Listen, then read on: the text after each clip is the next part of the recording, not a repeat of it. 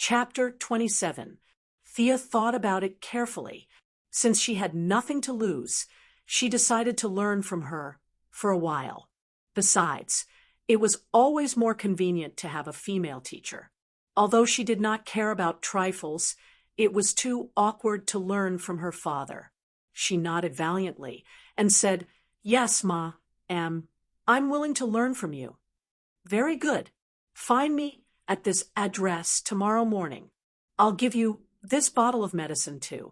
It will reduce the swelling quickly." Ms. Shiva's expression was a little strange. She handed Thea a note and a bottle of medicine and disappeared with a whoosh.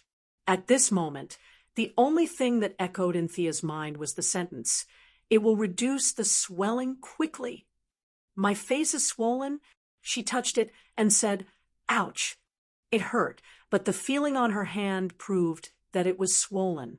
Her image was completely ruined. Her valiant tone, just now coupled with her image, was so stupid. She could not go home looking like this. Moira was going to go crazy if she saw this. She could only find a place where no one was around and apply the ointment on her face. She hoped that this miracle medicine would reduce the swelling. After waiting for 10 minutes, she knew that she was overthinking. There might be a miracle medicine, but it was definitely not the one in her hand. Her face was still burning with pain. It seemed that she could only stay at Felicity's house for a night. She just hoped that she would not be too curious. But how could that be? Wah. Thea, what happened to you? Did you meet a bad guy? Do you want to take some medicine? What if you have? Felicity was as kind as always. When she saw Thea's dirty face, ragged clothes, and swollen face, she immediately came up with a lot of scenarios in her mind. She was so anxious that tears came out of her eyes. At first, Thea felt that her friend was concerned about her, and her heart was warm. However, the more she listened, the more she felt that something was wrong. Why would I take medicine? What's wrong with me? She patted her friend's head angrily and said, "What are you thinking?" "I fell while practicing martial arts." Thea and Felicity had talked about practicing martial arts. After all, they were now in a team. She knew that Felicity was a hacker, and Felicity knew that she was practicing martial arts. Both of them were relieved. Although her tone was sincere and her expression was touching, a master's degree from MIT was not that easy to fool. "Did you fall?" Felicity shook her head lightly. She took out her tablet and hacked something into it. She pulled out a bunch of pictures and pointed at them. This, and this. These are the ones that fell. You obviously got hit." Knowing that she couldn't fool him, Thea had no choice but to tell the truth. "I didn't stop for a moment during the training. It's just a minor injury. My teacher was also hit by my knife." "How dangerous?" Felicity muttered. Thea cursed in her heart. This is only the beginning.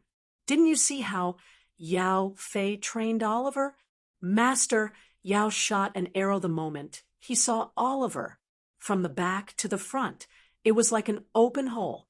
In the future, when Oliver trains Roy and Barry, he won't talk nonsense either. "Eat my arrow first." His father's training method was much gentler than his. Both of them had previously discussed how to defend themselves if they were caught off guard. For the heiress of a large corporation like Thea, strengthening herself was always better than carrying high-tech weapons. Women gave the impression that they were weak and powerless. In this DC world, they were the main targets of robbers, bandits, cultists, and all kinds of villains. If Thea appeared in public frequently, turning herself into a weapon would be her only choice. Wearing an evening gown with a gun strapped to her thigh was the image in anime. In reality, no one would dress like that. If the skirt was too short, it wouldn't cover it. If the skirt was too long, it wouldn't be easy to hold it. Looking at Felicity taking care of her like a gentle sister, Thea didn't expect her to have some experience in dealing with external injuries. She gently applied the ointment on the swollen parts of her face. She felt that her skills were much better than what she did in the woods. She sighed in her heart. Tell me the truth. Are you really okay? However, as soon as she spoke, Thea felt that the gentle sister had disappeared 8,000 miles away, and the heartless girl had returned.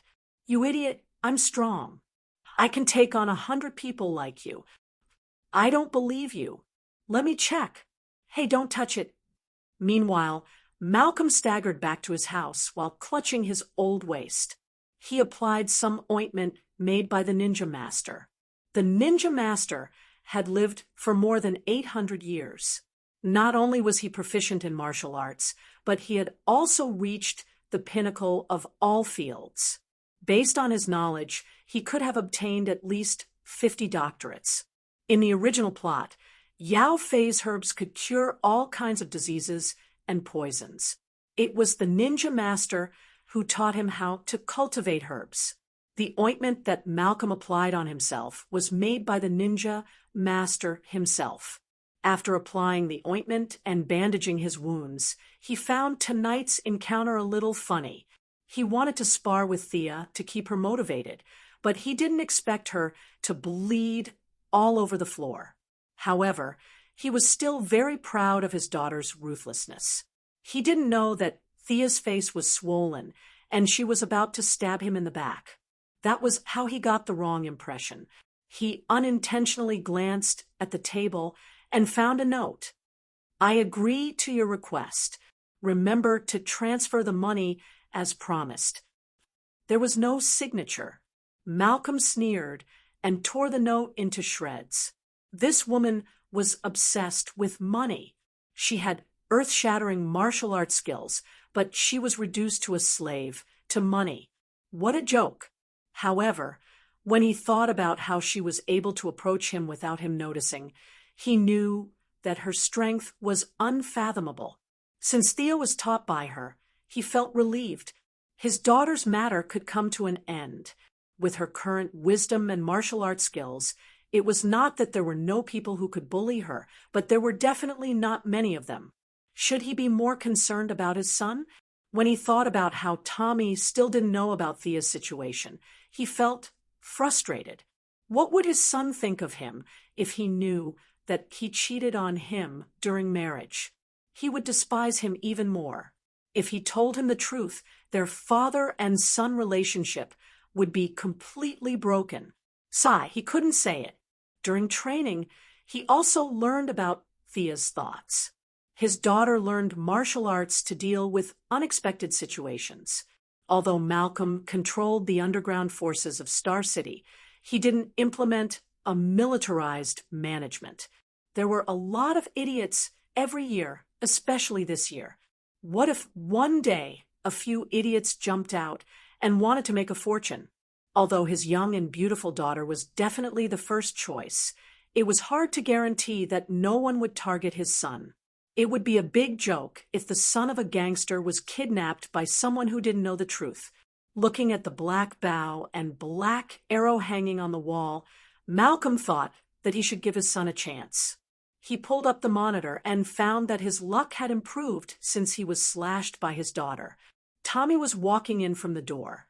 He immediately asked the butler to call him over. "Old man, what's wrong with you? Are you going to restore my bank card?" Tommy didn't know what was wrong.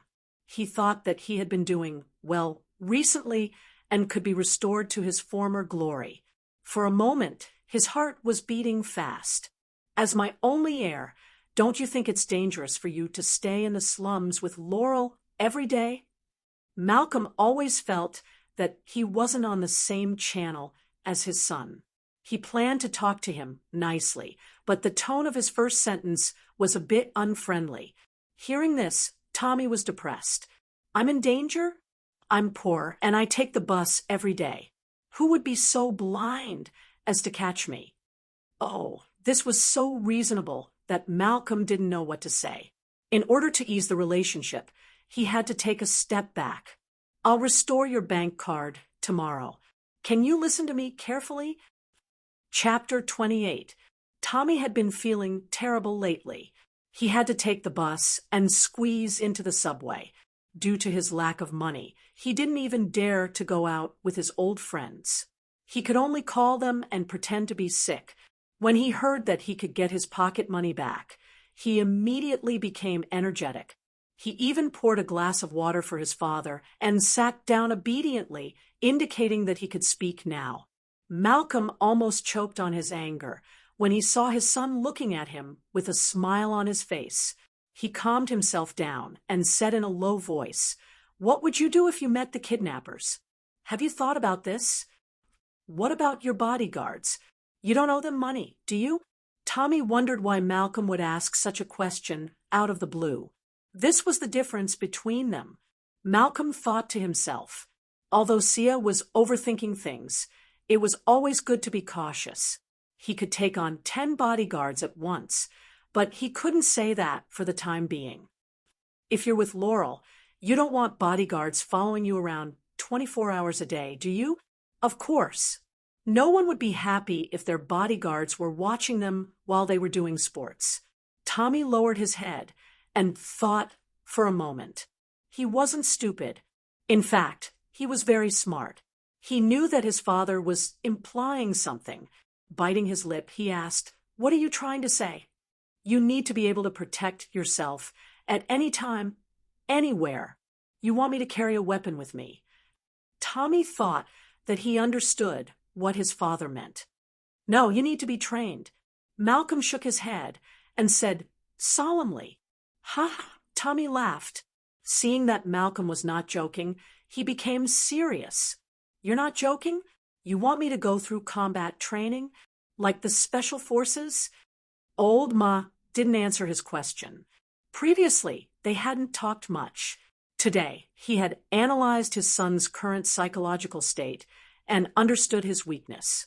Things were much easier now. "You also want to protect Laurel when the crisis comes, right?" Old Ma asked. Tommy nodded immediately. What man didn't want to protect his woman? "You don't have to go to the company tomorrow. I can train you so that you have the strength to protect your woman." Malcolm had been hanging out with Thea for more than half a year. He had heard a lot of unintentional complaints from Thea, and he had a certain understanding of the so-called hero's desire to protect. When Tommy heard the first sentence, he knew that he didn't have to go to the company to suffer. He was ecstatic when he heard the second and third sentences together. He felt a sense of mission. He had to protect Laurel. After a few seconds, she finally understood the meaning of the second sentence. "You're training me? You can do that." Tommy squinted at his father. "Aren't you a businessman?" No matter how one looked at him, he was just an ordinary person. Malcolm, who had a lot of experience in teaching, knew that it was not the time to talk nonsense with Tommy.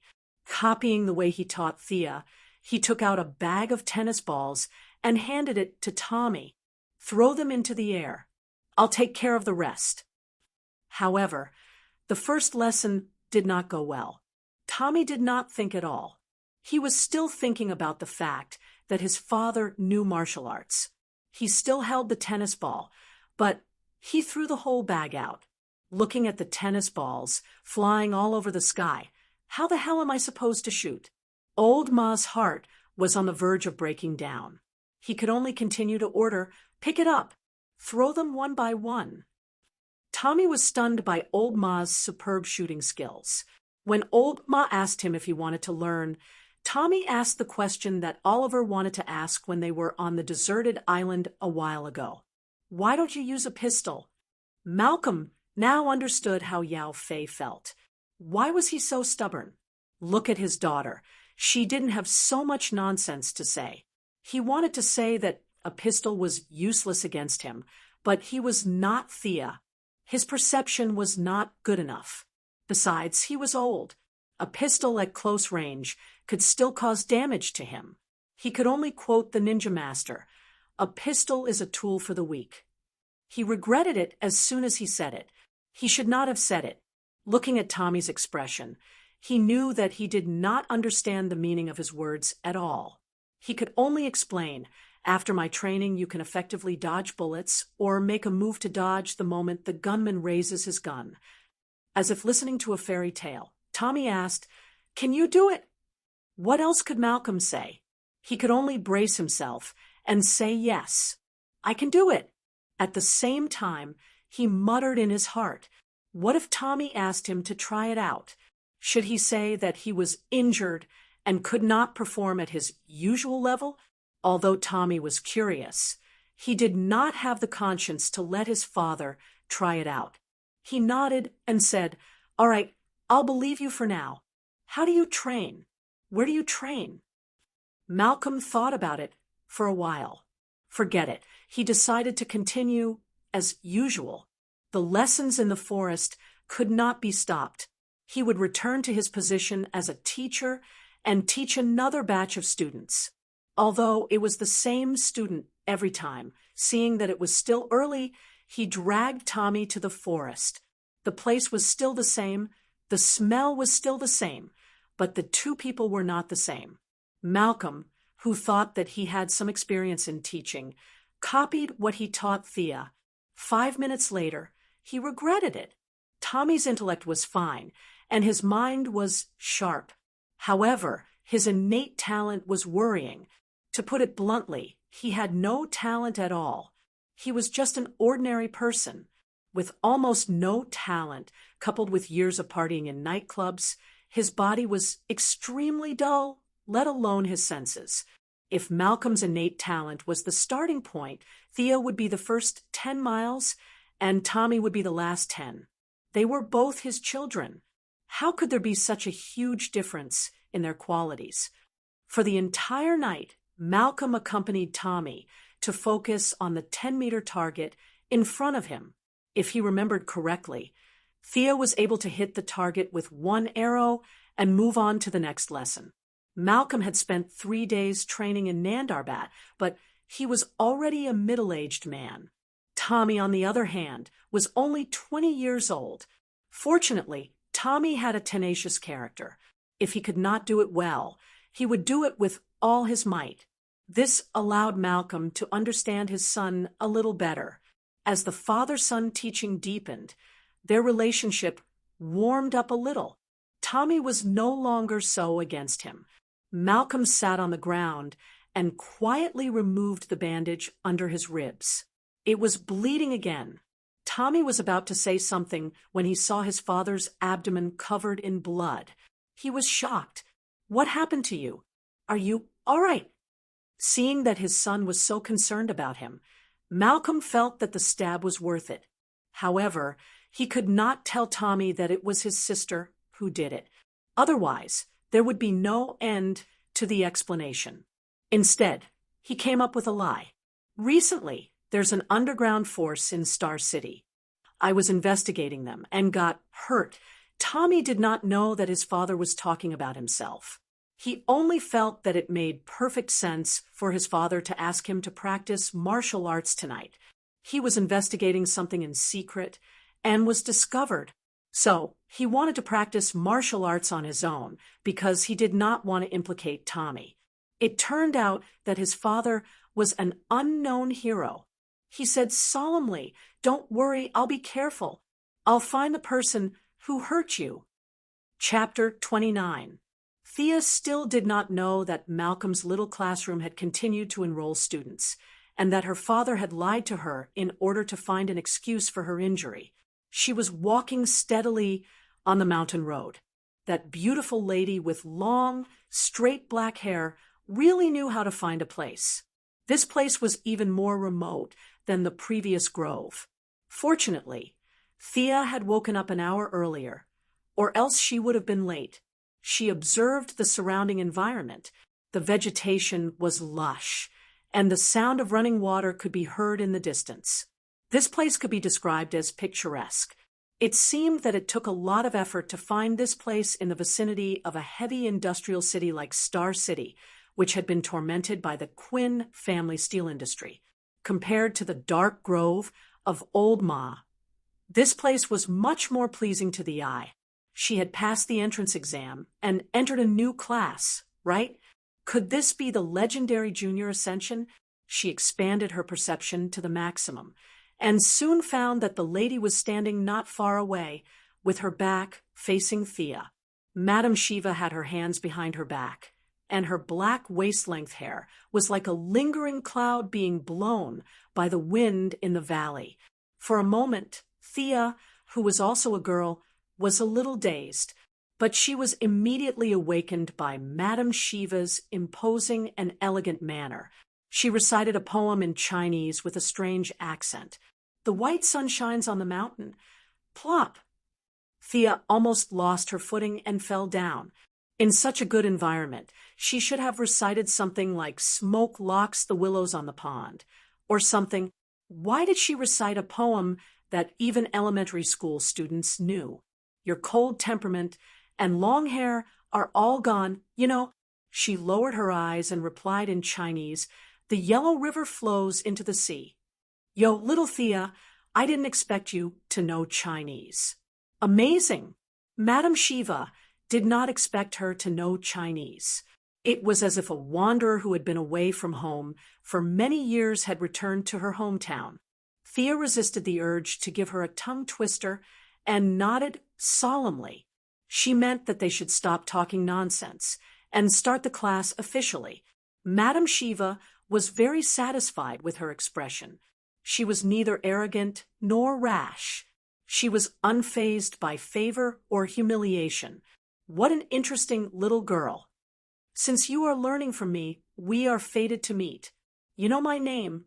You seem to be proficient in Chinese. That's great. I am from China. My Chinese name is Sandra Wushan. Shiva is a nickname given to me by the Indians. The woman with long black hair introduced herself calmly. However, her words shocked Thea. What kind of Chinese name was that? Call the local police here. You were too irresponsible during the registration. Your bonus for that month will be deducted. Thea decided to ignore this so-called Chinese name.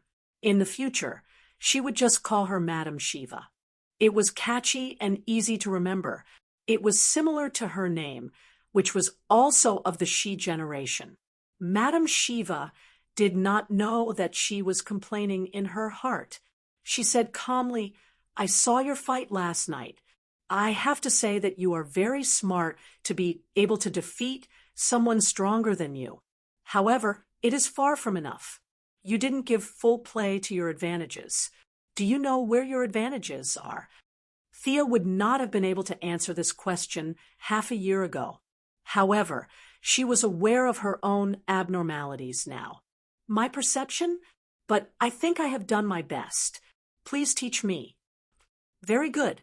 You can recognize your own strengths and weaknesses.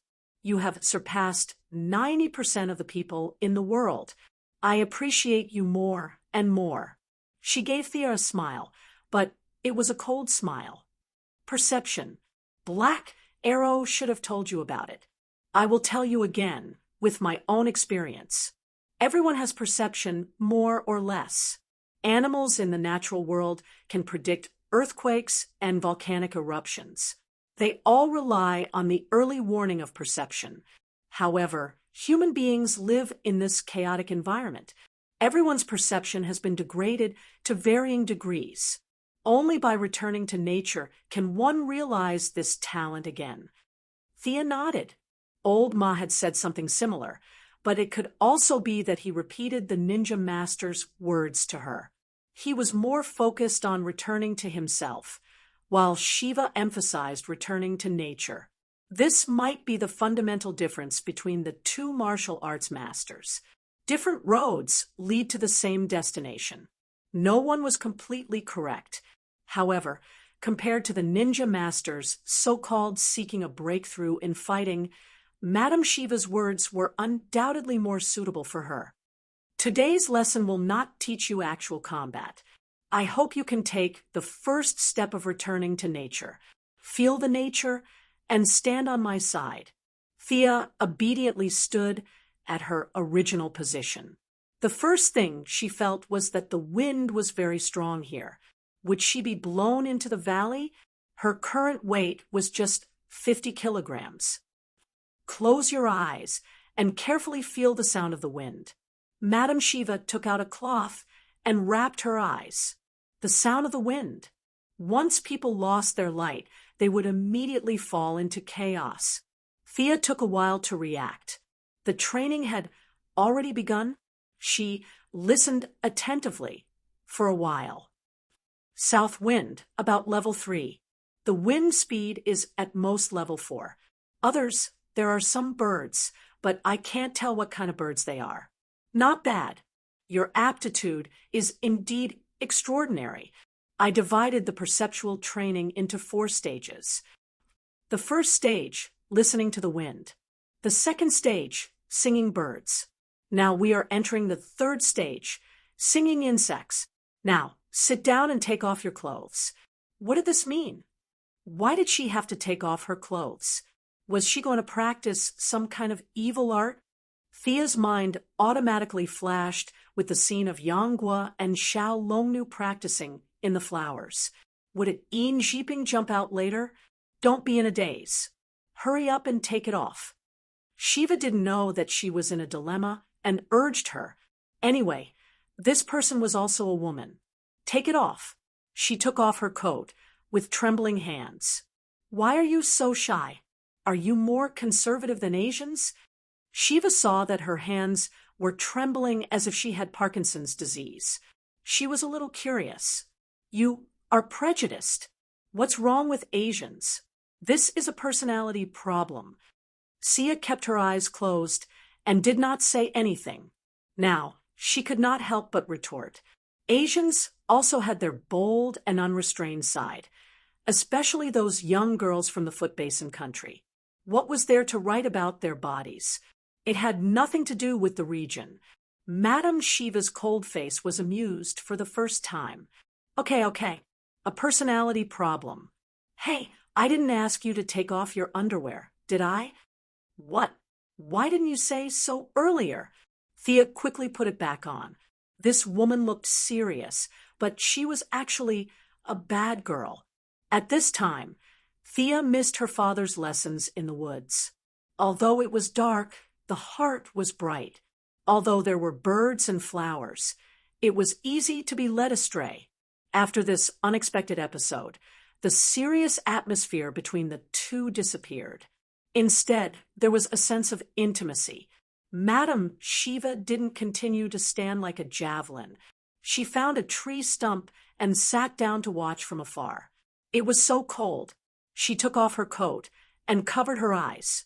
When the wind blew, the coolness from her skin immediately washed away her mental perception. Her brain was full of cold signals. She couldn't feel the chirping of insects or birds anymore. Chapter 30. Although her body was freezing, her mind was becoming clearer and clearer. No matter how low her IQ was, she could still understand the purpose of this training.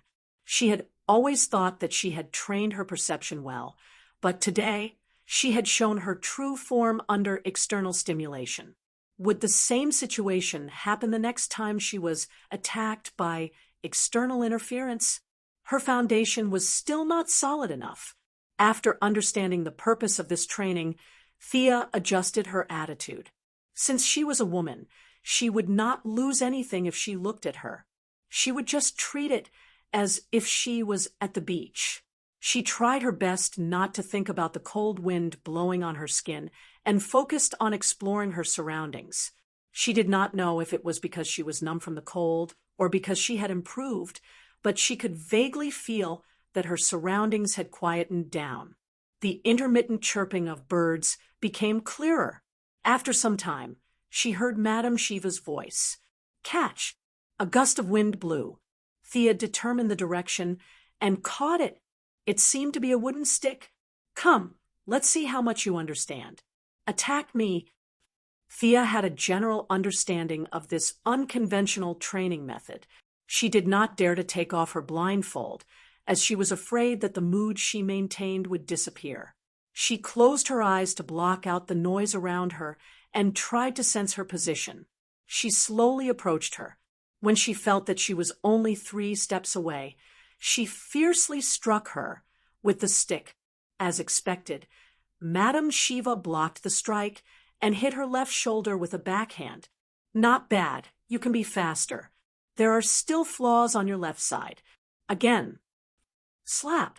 Your right hand is too high. Again. Slap. Slap. Move faster. Again. This woman was too violent.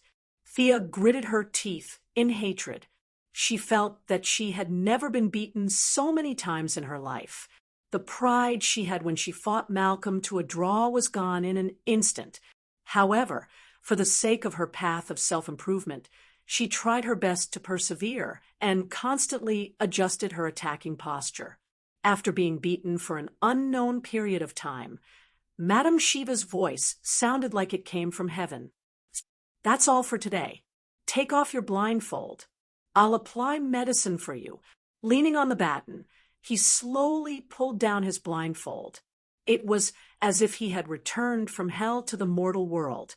For a moment, he felt that his surroundings were so beautiful. In anime and movies, the blind swordsmen would all appear extremely powerful. Their poses were cool and handsome, but it was all a lie. Massage was the only way out for the blind. Why would he practice swordsmanship for no reason? He touched his body. There were bruises all over his body, and he was numb. He did not feel cold. He felt pain everywhere, and there was no place that did not hurt. This elementary class was much more difficult than the previous ones. In order to stand out, what else could he do? He had to persevere. Sit tight. I'll apply some medicine for you. While she was in a daze, she saw Madame Shiva pouring some medicine into her hands. She rubbed her hands together and was about to apply it on her shoulders. What are you doing? Thea didn't know why she was so nervous. She only felt that she should stop her. I'm applying medicine for you. You can apply it on many parts of your body. Stop talking nonsense and behave yourself. Shiva didn't know why this little girl was always so shy. She just thought that the two of them were not familiar with each other. So she didn't care. Numb and hot, Thea only felt that her hands were magical. They kept moving around her body as if there were thousands of ants running through her blood vessels and bones. It would be a lie to say that she was uncomfortable, but she really felt embarrassed. She suppressed the pleasure in her heart and was afraid that she would cry out. Her little face was red. After applying the ointment all over her body and patting it, Thea was already sweating profusely.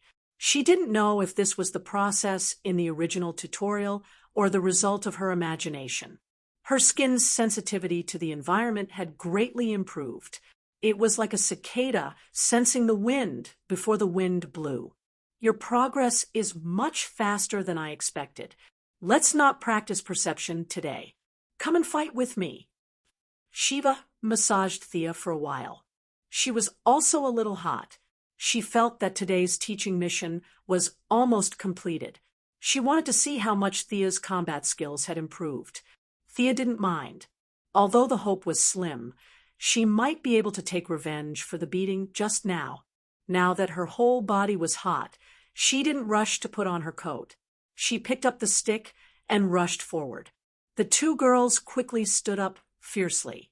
Thea was suppressing a wicked fire in her heart. She felt that her whole body was full of strength.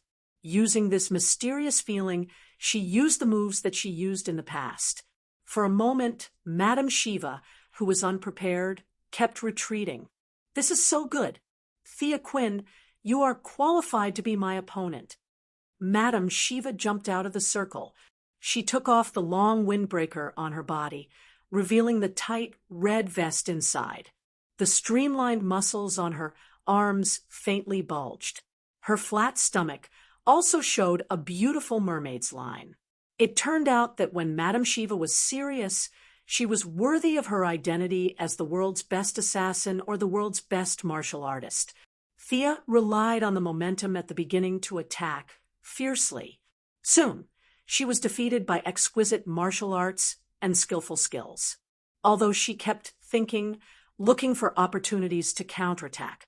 In a short time, she changed 3 sets of swordsmanship and 2 sets of stick techniques.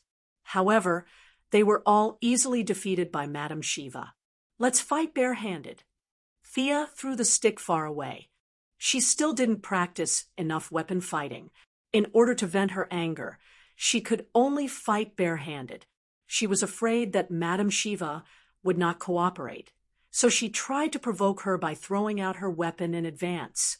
She thought that Madame Shiva would not be fooled by her arrogance.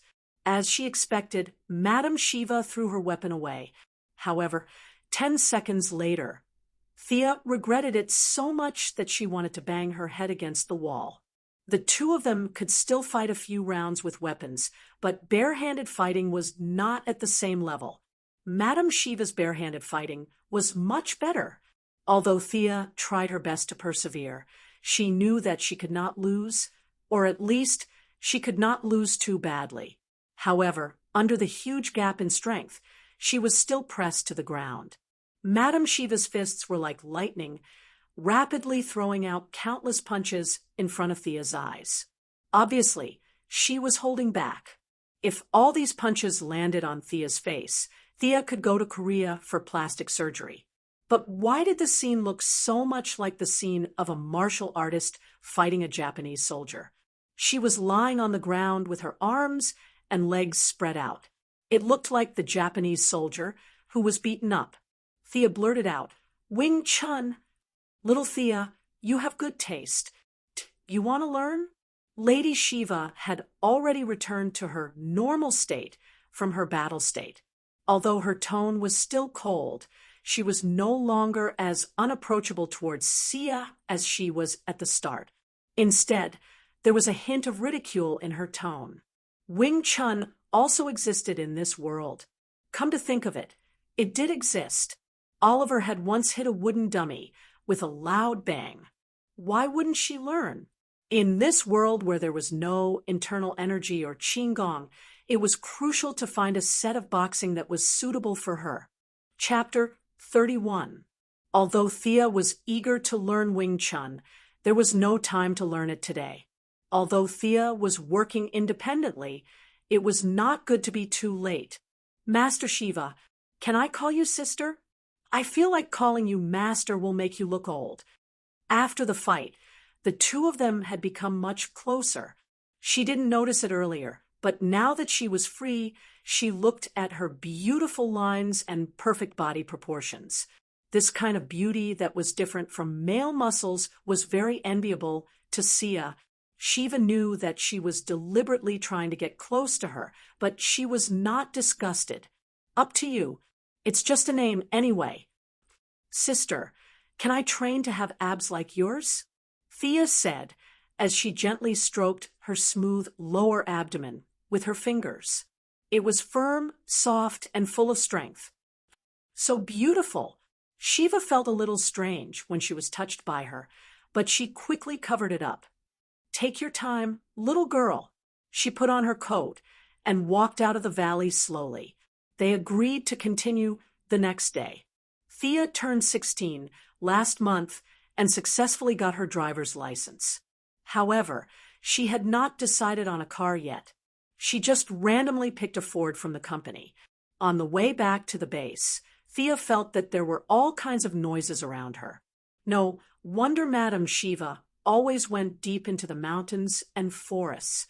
The noise in the city really affected one's perception. The stronger one's perception was, the greater the impact. Was she going to develop a decibel filter earmuff in the future? She slowly drove the car back to the software department of the former factory. From afar, she saw a red figure waving at her. "Hey, Thea, come here." "What's wrong, Felicity?" "Good news. The facial recognition software is finally done." She had been depressed for the past few days. Developing and upgrading software was very exciting, but rewriting from a higher version to a lower version was extremely boring. Therefore, it was indeed good news for her that she could continue to write brainwave acquisition programs in the future. "It's good news for you, but not for me. Also, I'm tired and hungry now." bring me a big Bailey burger. We'll talk about the rest when I wake up."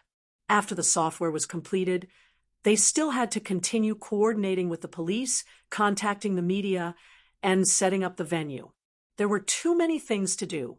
Thea felt that her head was a little heavy, and her feet were light. She sent Felicity away with a few words, closed the door, and fell asleep on the guest sofa. He had a good sleep. Outside the window, the sun was still shining. Other people were so busy that they were sprawled all over the place. It was really a kind of joy and happiness to be able to sleep in a corner. Looking at the time, it was almost noon. He casually ate a few mouthfuls of hamburger with plain water. In order to have perfect abs, as soon as possible, he did not dare to drink cola now. He grabbed Felicity and went straight to the police station. Why were they going to the police station for lunch? Thea took advantage of the time when they were about to have a meal, so she could drag them out for a meal and exchange their feelings. These were all advanced experiences brought over from her previous life. When they arrived at the police station, they found Detective Lance waiting for his lunchbox. "Sir, you don't have to wait." Everyone in the police station had been dragged out by Thea to corrupt them. She had enough food and alcohol, and it was all covered by the Quinn Corporation anyway. As for whether drinking would affect the situation in the afternoon, she did not care. During the meal, Thea proposed to set up a special fund for police officers. Every officer would be able to draw a monthly allowance from the fund according to their length of service. Nowadays, the focus of society was on the sacrificed police officers. In fact, they did not know that the living were the most important. Reality proved that although the American police had many problems, such as collusion with gangs and racism due to the proliferation of guns, the work pressure was very high. It was not a coincidence that they went to work happily in the morning and came back at night with a small box. Many police officers who could persevere were filled with a sense of justice, especially in this world where villains and aliens were everywhere. It was the most dangerous job in the world. Many citizens didn't understand why they had to do such a dangerous job. They all thought that the police were incompetent, which was why the city was so chaotic. Some of the citizens decided to stand up and fight against evil, but in the process of strengthening their bodies, some changed their minds and forgot their original intentions. They went from one extreme to another, and the vicious cycle naturally made the city darker and darker. In his 20 years as a detective, Lance had seen a lot of people who were determined to fight against gangs when they were young, but ended up being involved for various reasons. However, he was too insignificant to do anything about it. No matter what Thea's purpose was, he was very touched that she could change the current state of the police. Both sides were very satisfied. Although it wasn't to the point of kowtowing, it seemed that no one would arrest Thea for speeding and illegally stopping her car in Star City. Back at the police station, Felicity and the technicians worked together to install facial recognition software. Under the cross-comparison algorithm, they found the two fugitives who had been on the run for a long time in less than 10 minutes. Although the two had changed their faces, their facial features and body movements were still captured by the computer. The two fugitives were caught without any suspense, which shocked the whole police station. Usually, it would be impossible to catch such fugitives without 10 days to half a month of investigation. The lieutenant, who had always been elusive, appeared out of nowhere and praised the Quinn Group's move, thinking that it was another powerful proof of cooperation between the police and the public. He also said that he would inform the higher-ups of the police to attend the signing ceremony, and that the media would be notified by the Quinn Group. When they left the police station, Thea asked Felicity if she knew anyone from the media.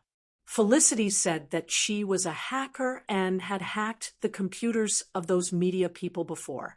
She had done things like changing speeches and turning the screen black during live broadcasts, but she had never seen any of them. Hearing that Thea was going to meet a few media people, although they didn't know her, they still felt guilty, and said that it was better for her to go by herself. After saying that, they ran away. After being abandoned by her unscrupulous comrades, Thea could only think of a way by herself.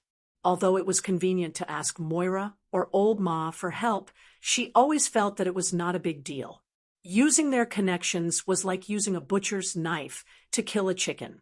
Looking through the phone book, Thea could not help but sigh. She knew too few people, and there were only a few who came and went.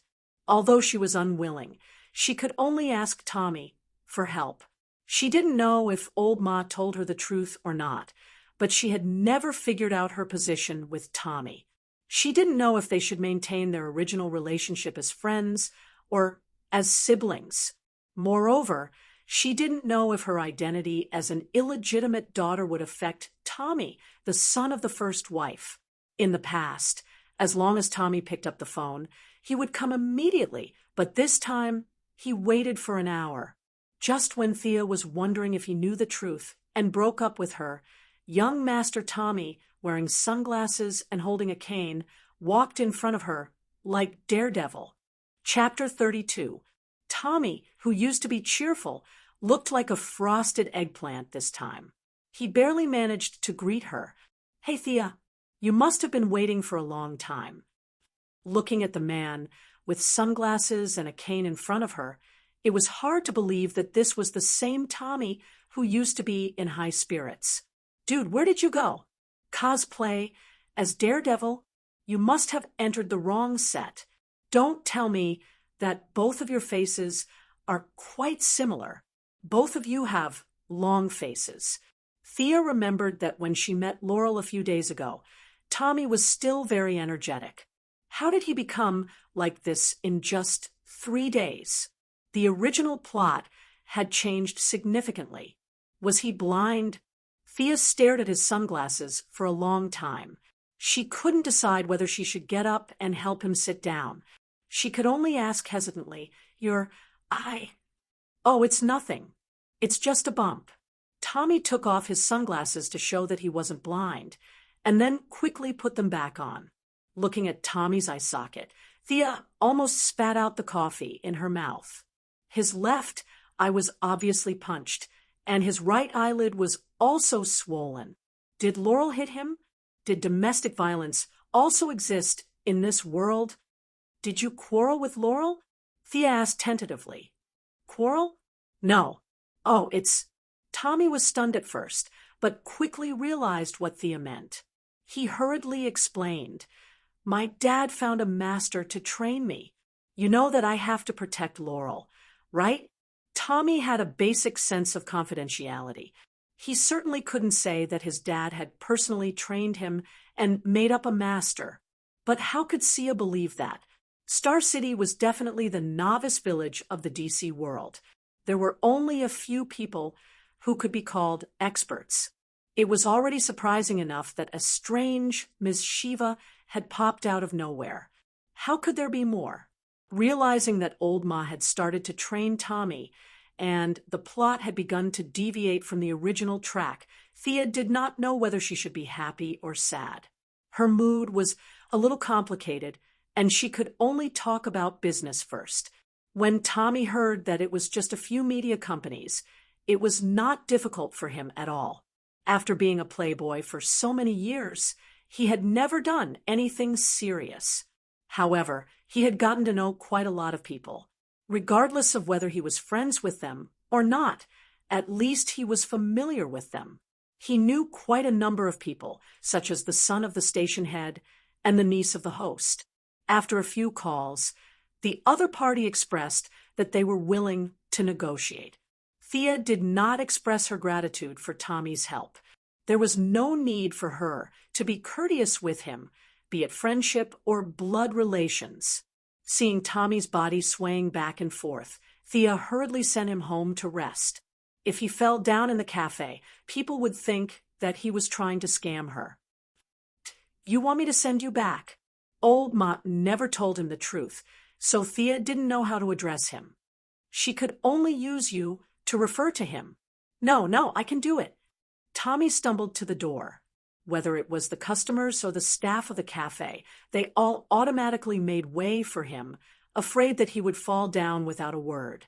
There was even a kind person at the door who opened it for him, indicating that he should leave quickly and never come back again. Tommy took 2 steps out and then turned back. The whole cafe was on guard. "Thea, you have to be careful. There is a dark force rising in Star City. My father was injured by them." Tommy lowered his voice and said to Thea, "Who injured him this time?" Whether old Ma was a good person or not, he treated her well. At least, he was much better than Madame Shiva, the violent woman. When she heard that he was injured, Thea was naturally concerned. Again, Tommy automatically ignored the subject in front of him and noticed this word. Could it be that his father had been injured before? Where's Uncle Merlin injured? Thea vaguely guessed something, but she still wanted to confirm it. A knife wound under his ribs. It's a very serious wound. It's about 10 centimeters long. Oh my, this old liar. Isn't that the wound that I made? What dark force? He really knows how to make up stories. Looking at Tommy's reaction, Thea knew that Malcolm was playing the trick of injuring himself to gain her sympathy. Or rather, he was using the current situation to put on a show. He came up with a mysterious force out of thin air for the sake of harmony between father and son. Thea criticized old Ma's foresight. In fact, she had wronged old Ma. This was the result of improvising. The old man was now thinking about how to continue lying. Many times, for the sake of one lie, one could only continue to make up another lie. In the end, the lie would become bigger and bigger until the truth was revealed. Although Tommy said that she did not need to send him home, Thea still drove him home. She had had enough. She wanted to talk to old Ma about everything. Even if he did not admit it, at least he would not feel so bad. At this time, Malcolm was resting with his eyes closed. He was so busy recently that he did not have time to think about the plan to exterminate the poor in Star City. In order to raise his son, he had spent a lot of energy. Even if he could not achieve anything, it was all worth it to improve the relationship between father and son.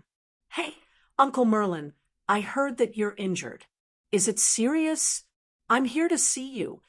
Suddenly, he heard a clear and familiar voice in his ear. He quickly opened his eyes. "Thea, why is she here?" He looked carefully at the teasing expression on her face and immediately understood what she meant. Through his knife wound, she had confirmed that Malcolm and Black Arrow were the same person. This was not a problem. He had only changed his identity out of caution. However, when he saw Tommy next to her, he realized that his lie had been exposed. The victim's family had come knocking on his door. He smiled embarrassedly and said, "Thea, long time no see. Thank you for your concern. I'm much better now." Thea pointed at Tommy with her chin and gave old Ma a look, which meant that he should hurry up and tell the truth. Everyone was here today. Malcolm had been thinking about this problem for a long time. Tommy was full of love and missed his mother. If he knew that he had cheated on him, their relationship as father and son would be completely broken. There would be no chance for them to continue. It was impossible to stop halfway, so he could only drag it on. In response to Thea's look, he could only shake his head violently when Tommy was not paying attention. At least not now. Although Thea was dissatisfied with his dissatisfaction, she could only maintain her respect. What if she was too enthusiastic and was misunderstood as robbing his property? He changed the topic and said in a strange tone, "I heard that you were injured by the dark forces in the city. Can you tell me more about it?" "Yes, father. When I asked you, you said that you were injured by a woman. You haven't told me the details yet." Tommy gave a beautiful assist. "Oh, which woman did it? Hurry up and tell us the details." Thea looked at the sky and said, unhappily, Malcolm had never been so embarrassed in his life. He was squeezed by his children's words. He wanted to go up, but he couldn't go down. He was caught red-handed when he made up a lie. Now that he was the victim, how could he continue lying? Chapter 33. It was dark that day, and I was discovered by a woman. She was wearing a long trench coat and had long black hair. She had a long knife in her hand, and then Thea listened with a strange expression on her face. Was he talking about Ms. Shiva? Dad, you're really good at bullshitting. She gave Malcolm a thumbs up when Tommy wasn't looking, implying that he was really good. Malcolm couldn't say anything now, so he could only hold on. He was afraid that they would ask more embarrassing questions, so he used the excuse of dizziness to send them away. Since he didn't want to tell the truth, they could only let him be. Thea said goodbye to Tommy and contacted several media outlets. The matter went smoothly. Thea and Tommy's family background played a key role, and the media outlets that received the invitation all said that they would participate in this great event. 3 days later, the Star City Police Station and Quinn Group officially held a signing ceremony. At this time, the main character of the meeting was naturally not Thea. After all, the CEO was still Moira. She had only briefly told her mother about the police fund, and neither of them paid much attention to it because the money was really not much, and compared to the good reputation they would gain, it was a drop in the bucket. Watching her mother on the stage talking about the various contributions and sacrifices that the police station had made to Star City, and looking forward to the beautiful scenery of the future, one had to admit that Moira was really talented in politics. Her words were like a spring breeze, and people were unconsciously influenced by her. She believed that if she were to enter politics in the future, what she had done today would be a good start. In order not to steal her mother's limelight, Sia was dressed very casually today. She threw away the damn business suit and changed into a t-shirt, jeans, and canvas shoes. She was dressed like a girl next door, and her long hair was tied into a beautiful ponytail.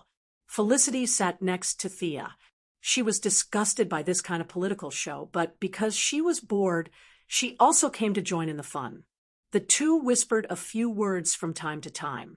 From afar, it looked like the two girls were talking about some private matters. It was a very warm and gentle scene, but if you listened carefully to their whispers, your jaw would break. Haven't you solved the problem of the missile? Without a weapon, it's useless no matter how fast it flies. I'm anxious too, but it's really difficult. To take out the weapon, I need 3 people to sign, and there's also a password lock that changes every day. It's really hard to do. I can hack into the password lock and change the agreement. By the way, your software sucks. Don't stare at me. I'm telling the truth. Only you can solve the problem of signing the agreement. How about this? Let's put the skateboard away first. I'll go rob a few gangs. They should have firearms, right? But missiles, I don't think. This was the best idea that Sia could come up with after much thought. That's a good idea, but how are you going to deal with those gangsters? Felicity made a boxing gesture. They won't fight you. I can shoot arrows. Trust me, the effective range of a pistol is only 50 meters. My arrows can shoot to 100 meters, and there's no noise. A female Robin Hood flying in the sky? That sounds cool. Felicity's eyes lit up at the mention of adventure. She couldn't wait to go back and set up the skateboard. At this time, the meeting was still in progress. Moira also wanted to expand her influence. This time, she had gathered almost all the influential people in the city. To ensure the safety of these dignitaries, the lieutenant governor transferred the entire city's police force back to the station. Although Detective Lance was a little against it, he let it go in the end. Just as Moira's final speech indicated that they could proceed with the following banquet activities, the main light of the venue went out with a pop sound. Then, the surrounding lights also made a pop sound, as if they had agreed on it. For a moment, darkness shrouded the noisy hall. What's going on? John, Come and protect me. Darling, come to me quickly. Police, someone stole my bag. It was chaos all around. This scene was too familiar. It had happened countless times in the movies and TV series. This was definitely done by someone. However, Thea didn't expect that someone would be so bold as to commit a crime under the watch of 1,500 police officers. She and Felicity had been sitting in the corner, so no one would do anything to her. She told her to be careful, closed her eyes, and sensed Moira's location. Then she quickly ran over. Come with me. Thea pulled her mother to the back, without hesitation. However, Moira was in the middle of the crowd. It was dark and chaotic. It wasn't easy to get out. After struggling for a long time, she couldn't move more than 2 meters. Just as Thea was about to use violence to open a path, she sensed a figure approaching her quickly. The target seemed to be Moira's handbag. What a bold thief! How dare he steal my mother's stuff in front of me? He doesn't respect me at all. She pushed Moira behind her with her left hand. Stay back. Be careful. Moira didn't dare to call her daughter's name because she was afraid of being retaliated by the bandits. She had to admit that she was a person who had been through a lot. Her tone was very calm. Due to the chaos, Thea couldn't tell how many enemies there were. Thus, she decided to end the battle quickly and rushed toward the figure. When she got closer, she realized that although the surroundings were dark, there were 2 faint red lights flashing on the person's face. If she didn't look carefully, she wouldn't have noticed it. Thea was stunned and immediately understood. This person was wearing infrared equipment. No wonder he could find the target so quickly. He wasn't an ordinary thief, but a high-tech thief. She hated this person for ruining her plans for several days. She threw a punch at the person's chest. Although the person was wearing infrared equipment, she couldn't tell who was who. She just felt that the person in front of her didn't have the same figure as the woman she saw at the time. She didn't care and just grabbed Thea's fist and pushed it to the left. However, she didn't expect Thea's move to be a feint. She took advantage of the force and kicked sideways. She didn't expect that there would be a guy with good skills among a group of officials and dignitaries. However, she didn't take Thea seriously after so many years. She wanted to use her fast footsteps to let Thea pass and snatch the target woman's belongings first. But how was this possible? After a few days of training with Lady Shiva, it was hard to say how much she had improved in actual combat, but Sia was already very familiar with the use of her own senses. She automatically blocked out the chaotic crowd around her and focused on this black figure. The crowd around her made it impossible for her to use her legs. She could only use her close combat skills and various boxing skills. She didn't want to kill the enemy, but she wanted to distract the enemy. When the lights turned on, there would be 1,500 angry police officers waiting for her. The person also understood this and saw Thea's intention. He knew that his plan today would not be successful, but he still wanted to try his best.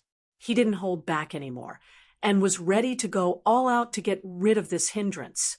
Chapter 34. As the intruder aimed at Thea, the pressure on Thea suddenly increased. However, with her senses fully activated, she could clearly see every movement of the intruder. There was no problem of blindness, and she could also use all her skills to the best of her ability. At this moment, Detective Lance's voice came from afar. Connect the backup power. Team 1 and 2, go get the heavy weapons. The rest of you, follow me. When the intruder heard the police officer's footsteps, he was extremely irritated. No matter how good he was at fighting, he couldn't withstand the gunfire of more than 1,000 people. Even the Terminator couldn't withstand it. He had thought that this was just a simple mission for him to relax and have some fun, but he didn't expect to be held back here. He couldn't even take half a step out, and he couldn't even run away. The enemy opposite him was thin, and he couldn't tell who it was. Logically speaking, he should have seen or heard of someone with such skills. Sia was also very unhappy, although the current situation was that the police officers had lost a lot of face. The event that she had painstakingly organized was also completely ruined. How could she not be angry? Although the person opposite her was not weak, he was only about the same as her. As long as the lights came on, it would be useless no matter how good he was at fighting. The two of them gradually became more and more aggressive. Both of them were agile fighters, and they fought with speed. The situation was in a stalemate for a while. The lights on the side slowly came on. Thea stopped in time half a second before the lights came on. She stood in the crowd, trying to be a graceful spectator. She didn't want to expose her skills. After all, in the eyes of kidnappers, kidnapping a weak young lady might be enough with a knife. But if they were to kidnap someone who could fight, they would have to bring a submachine gun. You could say that she was pretending to be a pig to eat a tiger, or that she was pretending to be low-key.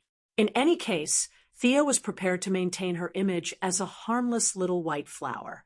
Under the dim light, Thea looked at the figure opposite her. Black tights, high-heeled boots, a butterfly mask, and seductive red lips under a delicate nose. Was this Catwoman? Wasn't she hanging out in Gotham? Why was she in our village? As the lights gradually came on, Catwoman knew that today's entertainment was about to turn into a life-and-death escape. She glared at Thea. Although she was hiding in the crowd and pretending that nothing had happened, she had fought with Catwoman for a long time, and there were traces of a fight on her body. For Catwoman, who was known for her sharp eyesight, it was too obvious. The sound of footsteps was getting closer and closer, and the light around them was getting clearer and clearer. Catgirl was in a very bad situation. Sia had insidiously set the fighting ground in the middle of the hall. Now, there were people all around, and the nearest window was 10 meters away. Although the police officers weren't as good at fighting as the heroes, they weren't useless either. A few of the nimble and clear-headed ones had already run towards Catwoman, drawing their guns as they ran. It couldn't be helped. Catwoman's outfit was too obvious in the crowd of people in suits. Anyone who didn't have cerebral palsy would know that there was something wrong with her. Just as Thea was whistling and waiting to see how Catwoman would fight her way out, a cylinder was thrown in through the window.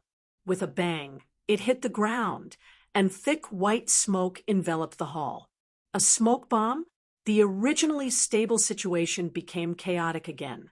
Fortunately, Detective Lance was experienced and shouted to maintain order. He instructed his subordinates to open the windows and turn on the high-powered blowers.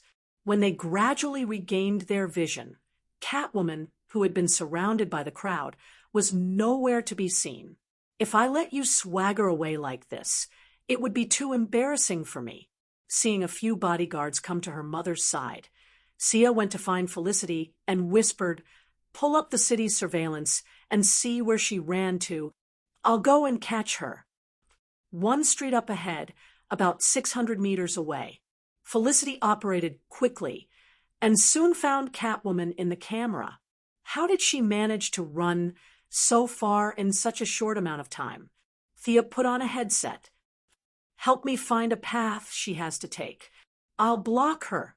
She didn't go through the front door, but opened the window and quickly chased after Catwoman. It was already 9 o'clock in the evening, and it was dark all around. Thea wasn't afraid of being discovered by passers-by.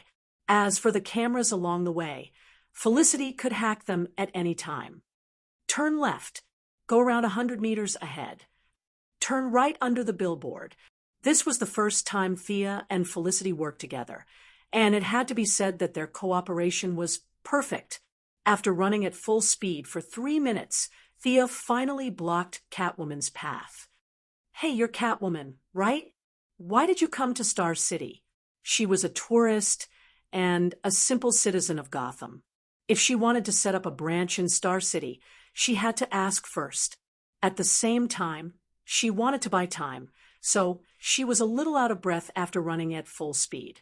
Catwoman's face was indescribably ugly when she saw her jump out again. She carefully compared the girl in front of her with her memory and confirmed the identity of the girl in front of her. Thea Quinn, I didn't expect a rich girl to be so skilled. I really don't understand the minds of rich people like you. There was a hint of resentment in her words. Was she talking about her? Why didn't it feel like it? Thea was a little confused. Although Catwoman wasn't a hero, she wasn't a villain either. Her facial features did look a little like Anne Hathaway's, and her original desire for revenge faded a little. Looks were really important. It was rare to meet someone who was as skilled as her, and it was a good opportunity to spar. Thea didn't intend to let her go so easily. Seeing that she didn't answer her question, Thea continued to ask, "What's your purpose in coming to Star City?" Catwoman said lightly, "I'm just passing by. Little girl, you're too nervous." It was pitch black just now. Although she could use her perception to observe, the crowd was too chaotic, and it seriously affected her performance. Thea didn't feel good fighting just now.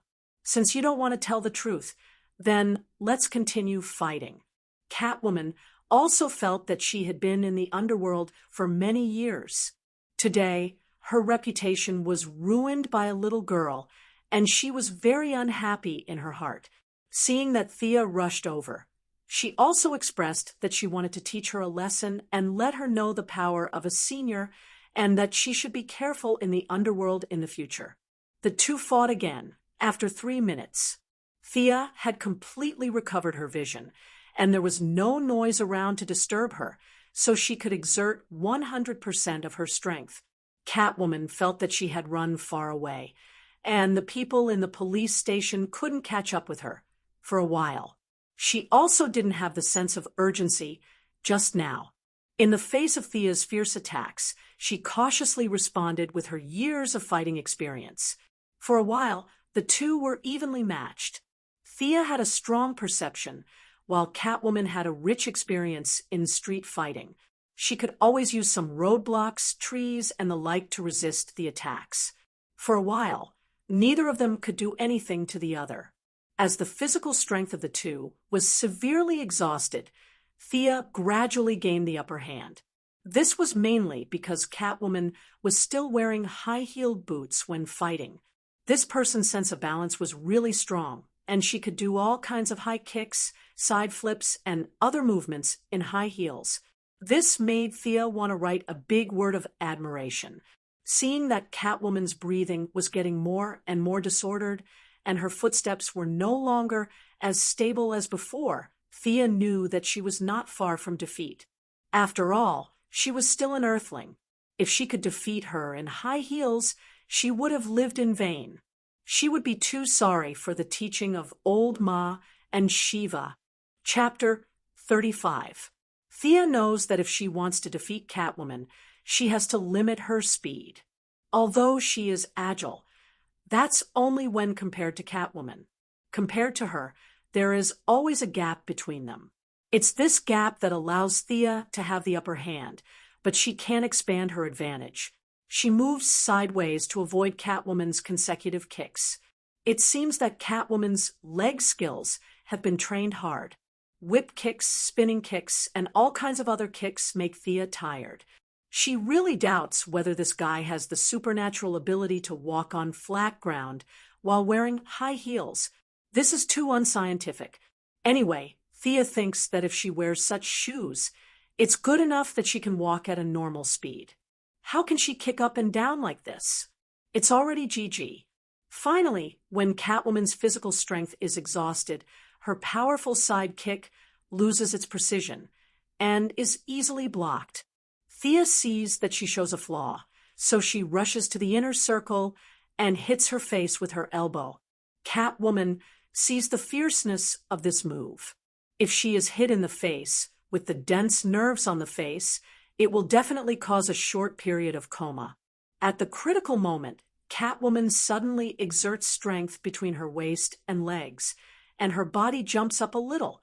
However, the fierce elbow still hits her shoulder near her collarbone. Thea is not going to let it go.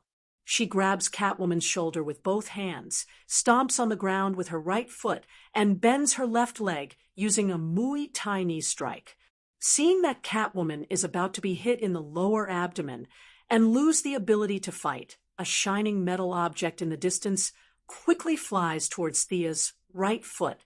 She doesn't know what it is. If she continues to exert strength, although she can hurt Catwoman, she will also be injured. Thea weighs for a moment.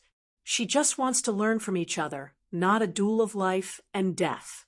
It's not worth getting injured for this. She can only change her upward knee strike to jump back with both feet to temporarily get out of the fight.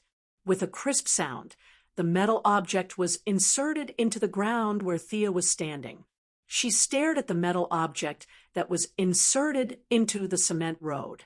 It was streamlined and had a special metallic texture under the dim light. There was also a sharp blade on the side of the metal object that was exposed from the ground. "Oh my, is this a bat dart?" Felicity's anxious voice came from the earpiece.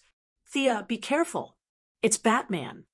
In fact, Thea also saw the legendary Master Batman. He was wearing a Kevlar bulletproof bodysuit, a black mask, and a dark black cloak. He looked like he was flying on a sword as he floated down from the sky. If he were to return to the Middle Ages, he would be worshipped as a god. This was to put pressure on him. The information said that he was a famous psychological master, and it was true. Where did he come down from? Did he have a cultivation technique? That was impossible. Thea carefully filtered the surrounding environment with her perception. Sure enough, there was something strange above her head, but the distance was a little high, so her perception was blurry. It should be his bat plane. It has a very strong ultra-low flying ability. She couldn't see it with the naked eye, which meant that it had an advanced optical camouflage stealth function. This was different from the traditional stealth fighter that couldn't be seen by the naked eye. This was both invisible to the radar and the naked eye. It was very advanced. She would ask Ryan's weapon research department to develop one for her later. After seeing Batman float down, he stood beside Catwoman. However, for some reason, Catwoman moved 2 steps to the side, as if to avoid him. Although Batman's face was covered by the mask, from the outline of his chin and other facial features, there was a hint of helplessness. He seemed to want to say something, but didn't know where to start. Catwoman seemed to have suddenly lost her sight. She ignored the living person beside her and continued to stare at Thea. Even a blind person could see that there was something wrong with the two of them. Thea's gossipy fire was ignited. Felicity, who was watching the live broadcast, also expressed her opinion in a low voice. She almost flew over to give it a thumbs up. Seeing that the scene was a little dull for a moment, Thea took the initiative to speak righteously. "You're Batman, right? Aren't you Gotham's hero? Why are you protecting this thief?" Batman was really annoyed. This time, it was because he and Catwoman had been a little ambiguous in their previous interactions. The two of them had come out to play with their real identities. When passing by Star City, the two of them had quarreled about their views on the world and life while chatting. It just so happened that Moira had gathered all the politicians in the city for a press conference. Catwoman was unhappy and wanted everyone to be unhappy. She changed her clothes and came in to pull the switch, ready to take action. The game that he thought would be a piece of cake was completely ruined by Thea. The two of them fought from the venue to the road. Seeing that Catwoman was about to lose, Batman could only play the hero and save the damsel in distress. Faced with Thea's question, Batman didn't know how to answer. He had checked Thea's information on the Batplane. She was the eldest daughter of Quinn Corporation. Her father and brother had died in an accident. She had no bad records. She was currently working in her own company and was applying for a place at Princeton University.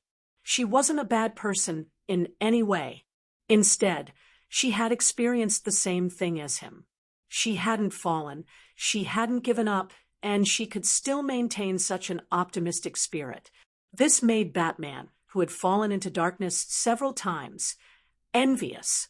Someone else had done what he couldn't do. Naturally, he admired them. So, Batman could only pretend that he didn't hear her question and be a quiet, handsome man. Seeing Batman playing dead, Catwoman was agitated again and again tonight. She couldn't maintain her usual elegance and calmness. She shouted, "Come and catch me if you can." Thea would be stupid to go over. The two of them were clearly in a team. With her small arms and legs, she could forget about it. Moreover, she didn't intend to fall out with Batman. After all, he was a big shot in the Justice League. She would still be in the hero circle in the future. It would be unwise to offend him. As long as she didn't have superpowers, she would automatically be in Batman's camp. Yes, there were also factions among superheroes. Similar to the conflict between Marvel's Team America and Iron Man, the DC was mainly reflected in Dachau and Batman. Batman was hostile to all abnormal humans. In his eyes, no matter good or bad, all alien mutants should be eliminated. The only difference was that aliens were all hostile, while mutants were selective. With his wealth and wide circle of friends, it might be difficult for him to get some superpowers. However, it wasn't difficult for him to get body-strengthening drugs. However, he would rather maintain his identity as a pure earthling than accept those enhancements. This showed his philosophy. To deal with this kind of person, it was useless even if your martial arts were better than his. Unless you completely beat him to death, he would always be like a cockroach, jumping out of nowhere to scare you. Thea decided to use the same trick that Prometheus used against Green Arrow in the future to deal with him. First, she would use a big move, which was a famous protagonist's exclusive skill, mouth escape. First, she would seize the moral high ground. There was no need to compare whose fist was bigger. As long as she could make him speechless, she would naturally win. Chapter 36. Thea said loudly, "Tonight is the signing banquet held by the Quinn Corporation and the Star City Police Station. In order to fight crime, we specially developed facial recognition software and gave it to the police station for free. Such a good thing was ruined by this thief." She glared at Batman. "Do you know how many gangsters there are in Star City? Do you know how hard it is to fight against these people? If we can get rid of 1/5 of them, the city government will be able to provide 20,000 more jobs." Everything was ruined by her. The Star City Police Station has become a laughingstock. The efforts of 1,500 police officers and thousands of people in the Quinn Corporation have all gone to waste. In fact, the so-called efforts of thousands of people in the Quinn Corporation were made by Felicity and 3 of her subordinates. Of the 1,500 police officers, less than 100 knew the details. However, Thea put herself in the role of a city protector who did not ask for anything in return. Batman, who did not know the truth, was in an awkward position. They just happened to pass by Star City and did not know the whole story. In fact, it was useless to know in advance. Thea's words were 70% true and 30% false. With Felicity's methods, it was impossible to discover the truth without a team investigating day and night. Damn it! What should I do now? Should I hand over the ambiguous Catwoman? I can't bear to do that. This is not Gotham. I'm not familiar with this place. I don't know who to ask for help. Moreover, Catwoman almost wiped out the Star City Police Station and the city government. She made them lose face in their own home. They would definitely not let her go easily. If someone came to Gotham to cause trouble, I'll beat the shit out of them. After thinking about it, if I can't hand her over, I'll just change my identity to compensate Star City. If they didn't hand her over, they could only kill their way out. However, Master Bruce had never done such a shameful thing in his entire life. He felt extremely guilty and didn't want to waste any more words. He gave the feline girl a look, indicating that they shouldn't embarrass themselves and should leave as soon as possible. Catwoman saw Batman standing there like a block of wood. He did not speak or move. He only gave her a subtle look.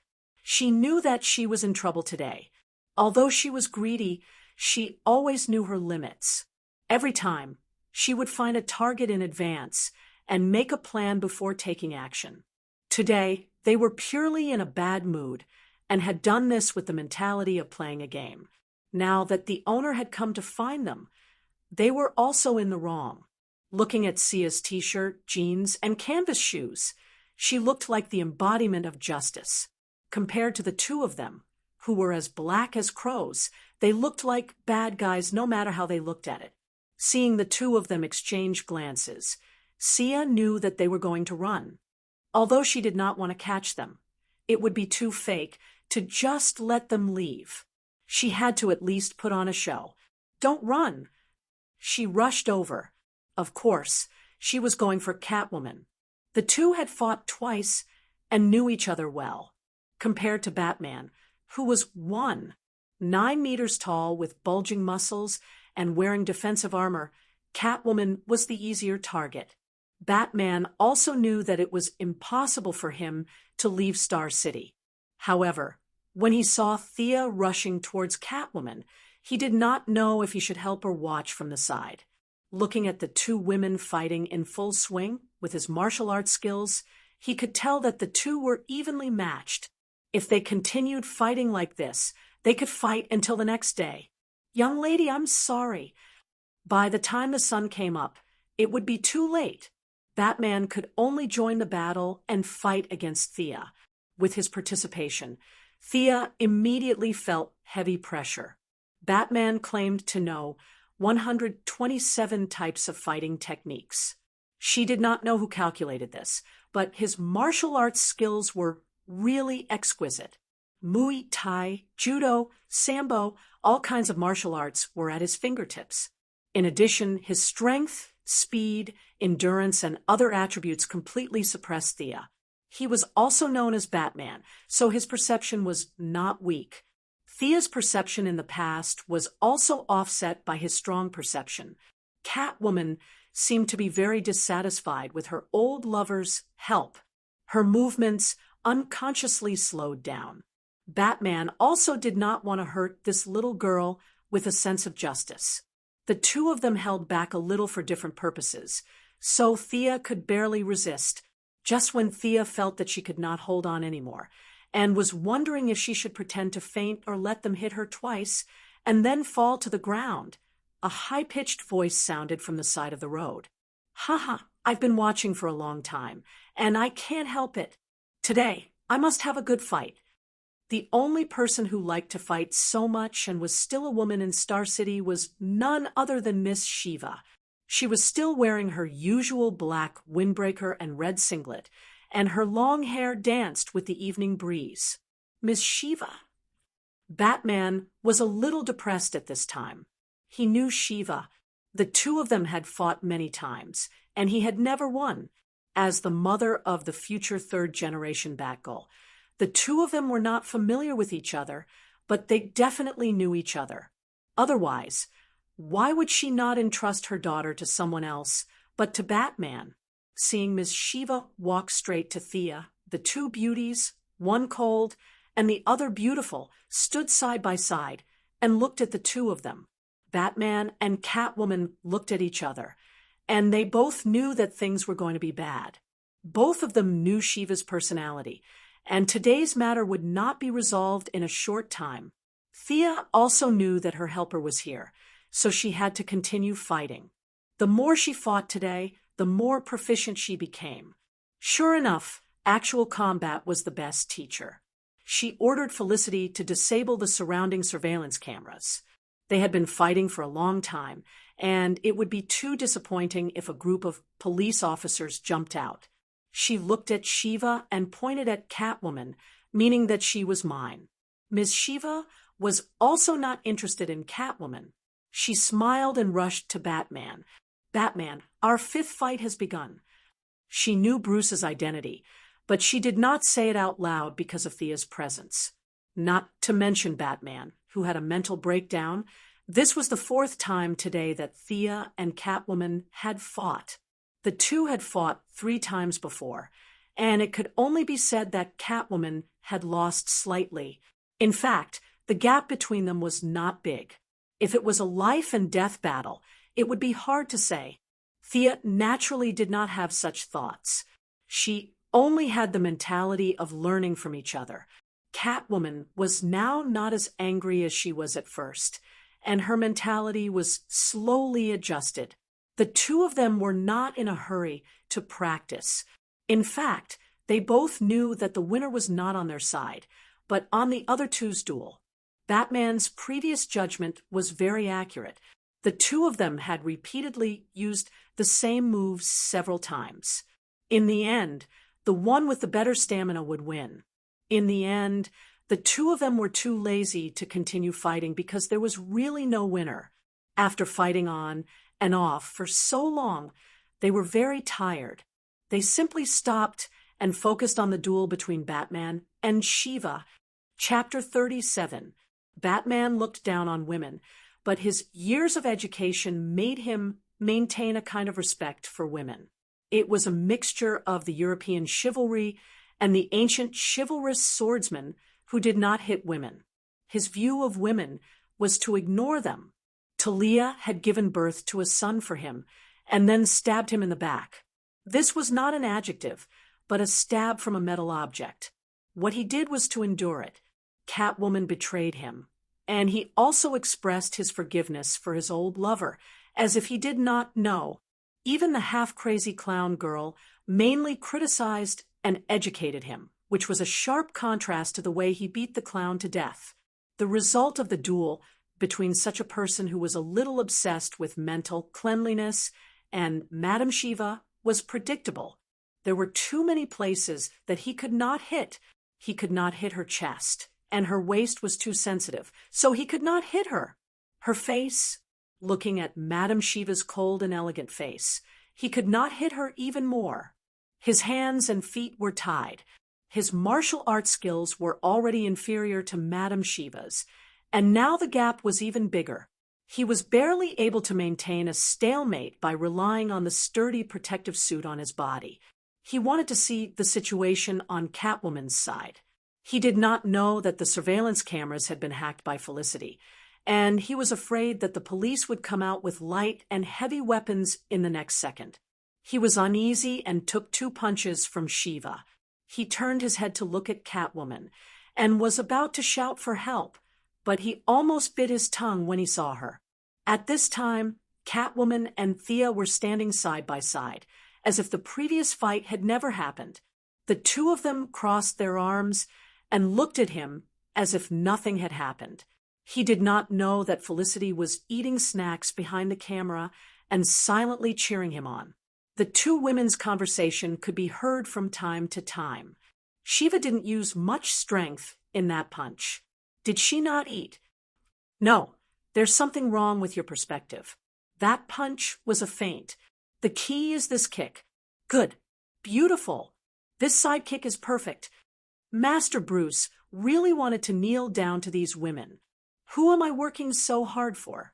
Do I have nothing better to do than to fight for you? She was even more certain that she would never fight with a woman again. He wanted to call for a ceasefire, but Madame Shiva was having a good time and didn't give him a chance. Thea concentrated on watching their movements, footwork, and moves. They were real martial artists. At best, she was just a martial arts user, not even a fan. Thea, let's retreat. The police will be here in a minute, Felicity said hurriedly. The police are coming. They were all fellow martial artists. Sia felt that it was inappropriate to abandon them and run alone, so she shouted at the battlefield. To be honest, the people present were not heroes. Thea still had to maintain her identity as a little white flower. Catwoman and Shiva, one was a thief and one was an assassin. Batman was also a person on Gotham's wanted list. The four heroes were all dead. The few of them stopped immediately. In fact, it was mainly Madame Shiva who stopped. Batman had wanted to run long ago, but she still wanted to continue. She curled her lips and called out to Thea, "Continue training tomorrow morning." Before she finished speaking, she had already disappeared into the dense forest. Batman nodded at Thea. At this point, he knew that Thea had no intention of arresting them. Otherwise, she would have called the police. He hugged Catwoman's waist and fired a claw gun into the sky. The two of them quickly rose 30 meters into the air and disappeared without a trace. As the blurry layers of the sky shifted, Thea could finally see the outline of the bat fighter. The body was long and narrow, and the propellers were arranged below the two wings. This was the key to vertical takeoff and landing. When she was ready to take a closer look, the bat fighter had completely disappeared into the air. Sigh, she must study it carefully next time. Thea could vaguely hear the sirens and quickly retreated according to the route provided by Felicity. When Thea returned to the venue, she thought that her plan to save face would be completely ruined after Catwoman's antics. She did not expect Moira to be so capable. Before the reporters and politicians left, Moira launched a crisis PR. When Thea entered the venue, she only heard the second half of the speech. "We should not be scared away. We will not be defeated. We should join hands to fight these criminals who threaten and intimidate us. They are afraid of us, afraid of our united strength.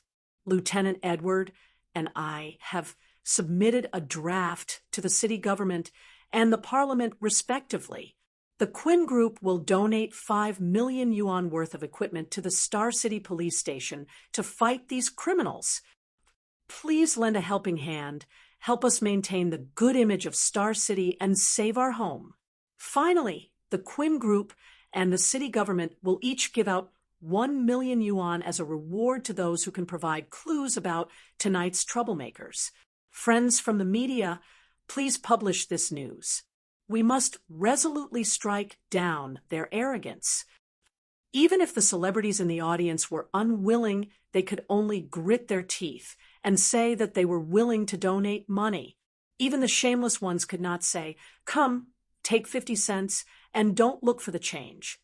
Seeing that others had donated 100,000 yuan or 80,000 yuan, they could only take 50 cents back and sign a check to make up the number. After signing, they had to say that they were happy. They were indescribably happy. Seeing that her mother had successfully resolved the crisis, turning a bad thing into a good thing, and at the same time portraying the Quinn Group as a persevering fighter, she silently praised her political talent. As for donating equipment and bounties, who knew if they would donate less or not? Anyway, Thea's goal was the sea of stars, whether Star City was good or bad. It did not affect her. If she saw it, she would do her best to take care of it. If she did not see it, then so be it. No matter how good the city was, no matter how strict the laws were, there would still be soil for evil to breed.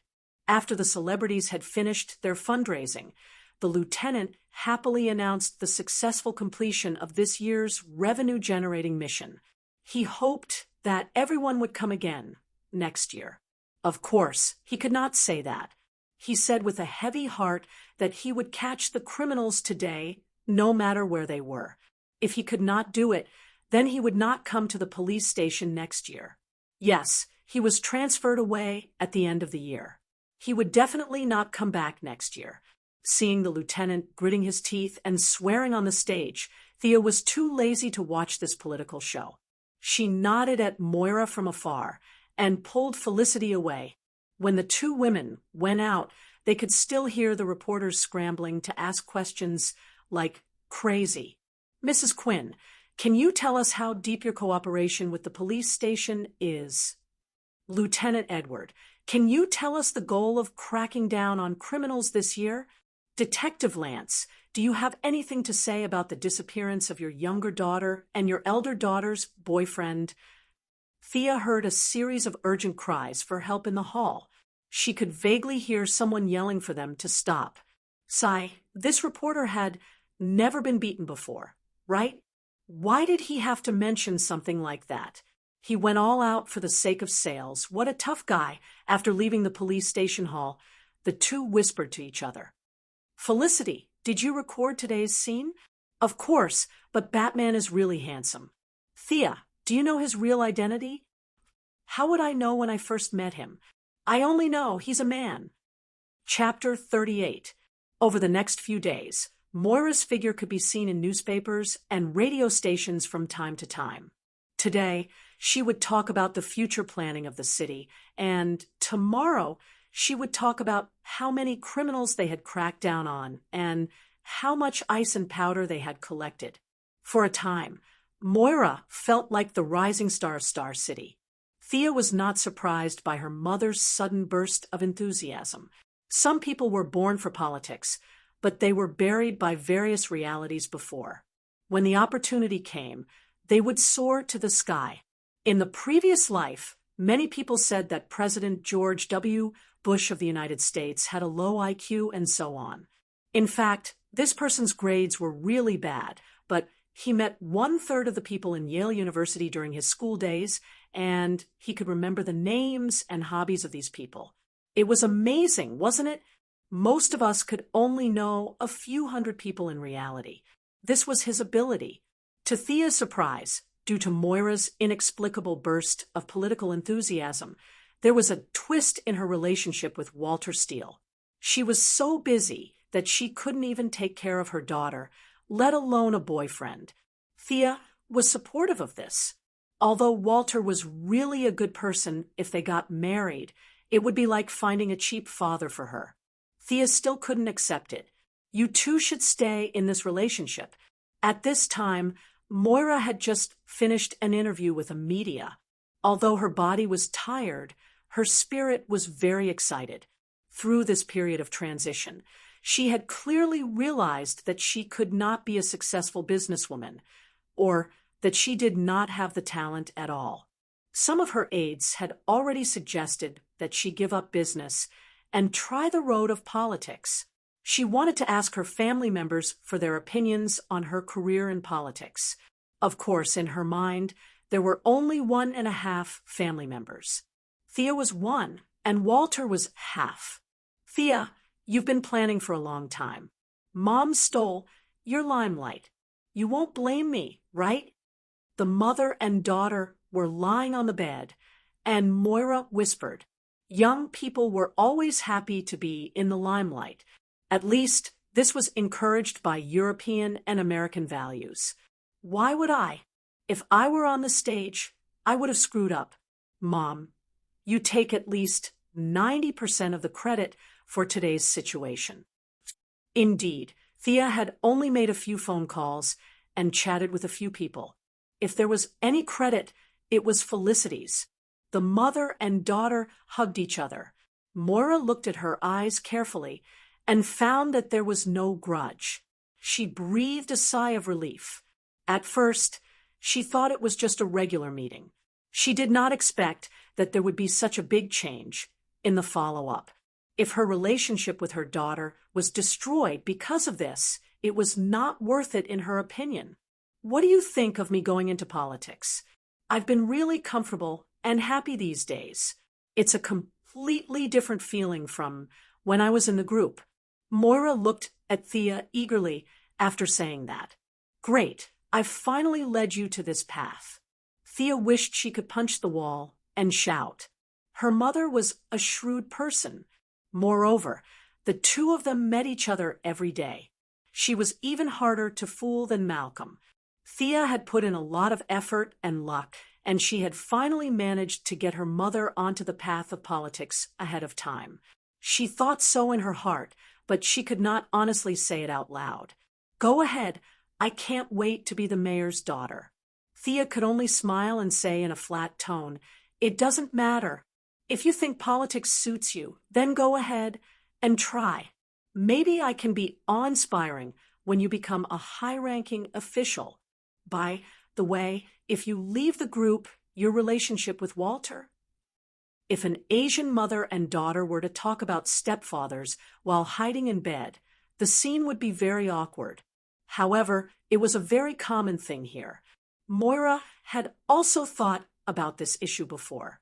Although none of the political figures were clean, they all maintained a clean appearance. Now that her husband and son had passed away, it was a good time to play the sympathy card. If news of her remarriage suddenly broke out, her reputation would not be completely ruined, but it would not be much better. After hesitating for a while, she said, "Let's maintain the status quo first." Thea understood instantly. This was the beautiful version of using the sword of wisdom to cut off the threads of love. This woman was really decisive. She probably had the same mentality when she sent her husband and son to sea. In her heart, she mourned for the gentle black Uncle Walter for a second. Her stepfather crisis was finally resolved. In the original plot, they did not have any children of love. However, what if they gave birth to a younger brother or sister under her little butterfly wings? Although Thea did not discriminate against black people, if she had a younger brother or sister who was brown, it would be very distressing. The 3 siblings had 3 fathers and 1 mother. Thinking of this, the relationship would be chaotic. It was best to nip such a melodramatic plot in the bud. Her mother went into politics, and her stepfather ran away. Both goals had been achieved. She had a marriage. Thea kissed her mother's cheek heavily. "You child." Moira was not annoyed by her sudden outburst. Instead, she patted her affectionately. In the next few days, Moira began to gradually hand over the affairs of the group to Walter. Although the marriage between the two was a bit uncertain at this stage, they still trusted each other enough to let him take over the position of the president of the group. Although Walter did not know why Moira's attitude suddenly became cold to him, he only thought that he was not determined enough and was not sincere enough. He was ready to persevere. At this time, Thea was also handing over the work in her hands because her Princeton admission letter had arrived. Unlike the Chinese Empire, where there were opening ceremonies and leader speeches, she could go and leave at any time. As long as she had enough credits, she could graduate. She handed over the work of the software department to Felicity and reported to the group to let her take over her position. When Felicity heard that she had to write the facial recognition software from 1.0 to 6.0, she completely went berserk. She didn't want to do such a boring job. Since the Quinn family had money, she probably didn't care about spending a few more. On the first day she took office, she recruited 30 employees for the software department. The original 3 subordinates were all promoted, and each of them took 10 people. She could slowly write them down. Thea's skateboard debugging had entered the final stage. She was ready to finish this work before leaving Star City and do a lot of work. She had no choice. She was so poor that this technological weapon cost too much money. She had already spent all her pocket money. If it were not for Felicity, who saw that she was so poor and often gave her meals, she would have starved to death. "Thea, why do you call it the red arrow skateboard? What do you think of the green arrow skateboard?" The 2 women finally argued about the color of the skateboard. "Red is good. It's warm, sunny, and cheerful. Isn't red all the time?" Thea felt that green was better left to her brother. Felicity frowned and said vaguely with a pen in her mouth, "Isn't red the color of violent blood?" "How do you understand that?" "I think green means decay and old." Chapter 39. In the end, they decided to adopt Thea's red plan. After all, she was the one who had risked her life. So Felicity felt regretful that she had not dyed it green. Just as Thea thought that they were about to enter the actual test phase, a serious problem appeared in front of them. Felicity, use a little more strength. This dress is too tight. Thea, exhale. Expel all the air from your chest. Follow my command. Inhale, exhale. Thea Quinn had made a mistake that was neither too big nor too small. She believed in the doctrine of copying everything and did not have the spirit of seeking truth from facts. This anti-charge suit was originally designed for pilots. The principle was to inflate the airbags of the suit with an anti-charge regulator. When the airbags expanded, they would tighten the surface of the suit, exerting pressure on the body to protect the blood circulation. In theory, it could increase the pilot's positive overload endurance. It was more than enough for Thea's skateboard, which was moving at less than 400 kilometers per hour. However, a problem that she had been neglecting appeared.